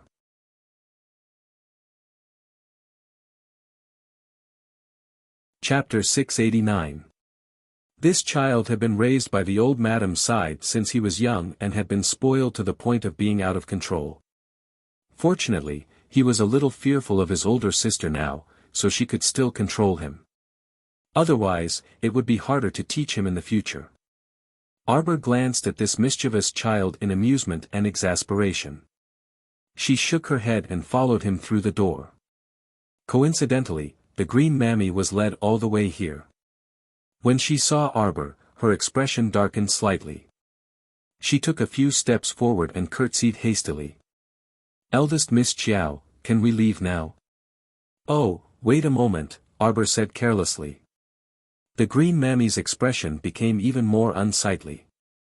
"Wait a moment. This old servant is afraid that this old servant can wait, but Her Majesty the Queen can't. How do you know whether Imperial Mother can wait or not?" Mo Lien's voice drifted in from the door.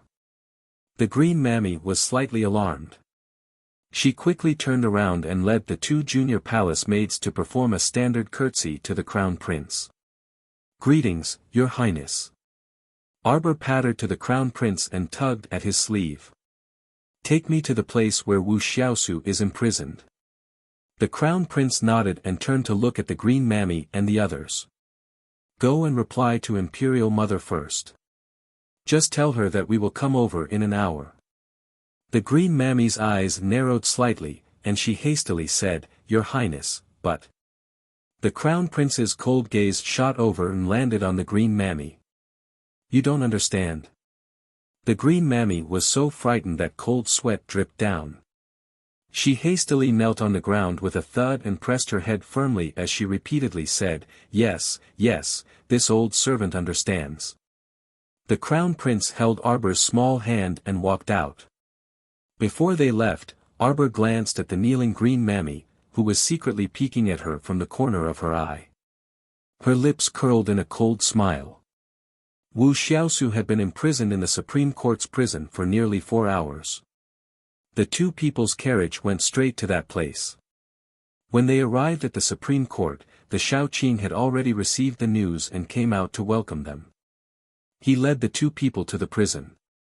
The cell door opened, and a long flight of stairs appeared under everyone's feet. Arbor glanced at the Crown Prince and tugged at his sleeve. The Crown Prince looked at her in amusement and whispered, "You're going down alone?" Arbor nodded. The Crown Prince looked at her helplessly. "What, are you still whispering to each other?" As he spoke, he turned to the Vice-Chancellor of the Supreme Court and said, "Let's stay here. Let the jailer open the door for the Crown Princess." "Yes, yes." Shaoqing nodded repeatedly and pointed to a jailer to take Arbor away. Just as Arbor was about to leave, he turned around, raised a small hand, and suddenly pinched the Crown Prince's face.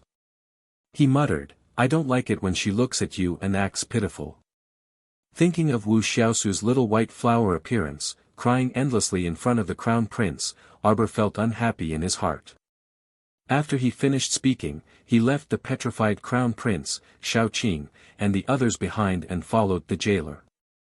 Huifeng. What should he do when he suddenly discovered that his master was being teased? The Vice-Chancellor of the Supreme Court was nearly 40 years old and usually felt that he was quite up to date with the times. At this moment, he snapped out of his petrification and snuck a glance at the Crown Prince. When he saw the latter's smile and joyful expression, he instantly felt that his mentality had been through a lot. Young people nowadays really knew how to flirt with their partners. "Your Highness, how about we go up first? This humble subject will order someone to serve tea." He didn't know how long the Crown Princess was going to chat with Miss Wu, but he couldn't let the Crown Prince keep standing at the top of the stairs.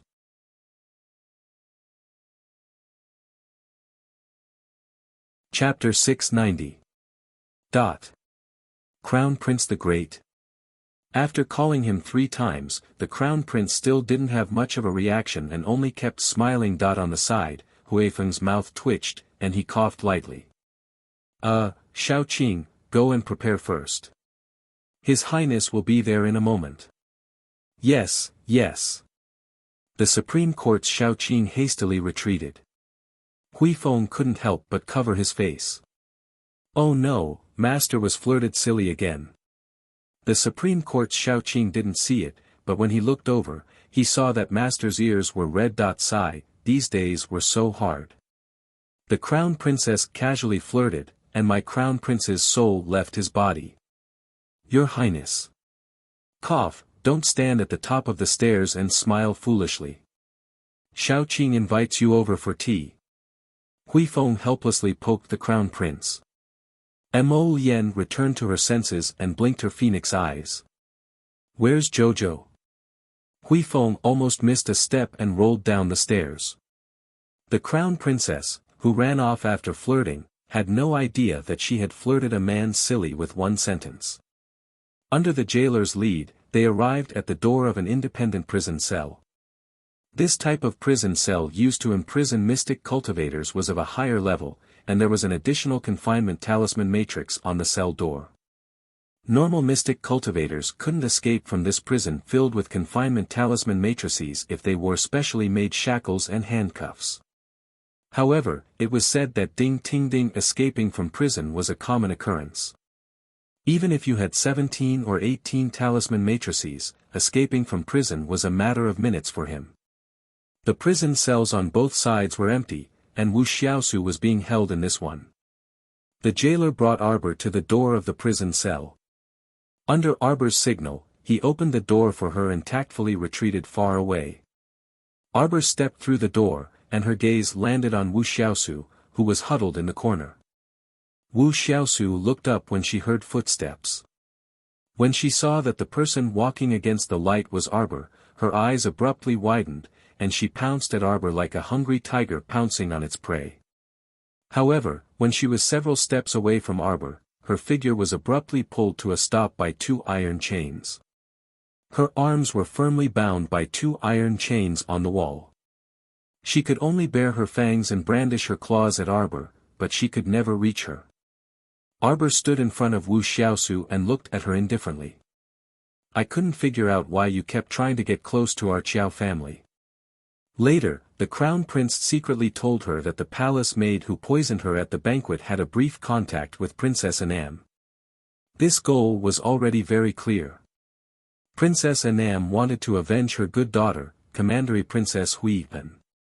The vassal king consort of Nan, Wu Hongma, is your aunt, right? Wu Hongma had been plotting against her since the day of the banquet. What a whimsical woman. He wanted to give her a slow-acting poison so that she would eventually die unknowingly. That way, the crown prince wouldn't be suspicious. This method of poisoning was simple and crude. It could be said that if she succeeded, it would be a good plan. Unfortunately, no matter how much she calculated, she overlooked the fact that Xiao Mu was also well versed in the study of poison and had read thousands upon thousands of poison scriptures. This kind of concealed slow-acting poison might be quite stealthy and undetectable to other people, but to Xiao Mu, it was truly too common. Wu Xiaosu was ordered by Wu Hongma to pretend to get close to the Qiao family so that she could enter the family and find an opportunity to continue poisoning Arbor with slow-acting poison. Unfortunately, second Miss Qiao didn't like her from the start. Eldest Miss Qiao was as cold as ice and unapproachable, so she didn't have a chance. You're tuning into the Han Li's Wuxia Adventures YouTube channel. We're so grateful for your support, and don't forget to subscribe to join us on this incredible journey through captivating stories. Your generosity through donations truly makes a world of difference, as it's the primary source of revenue that allows me to expand and enhance this channel for you. Thank you from the bottom of my heart for being a part of this adventure.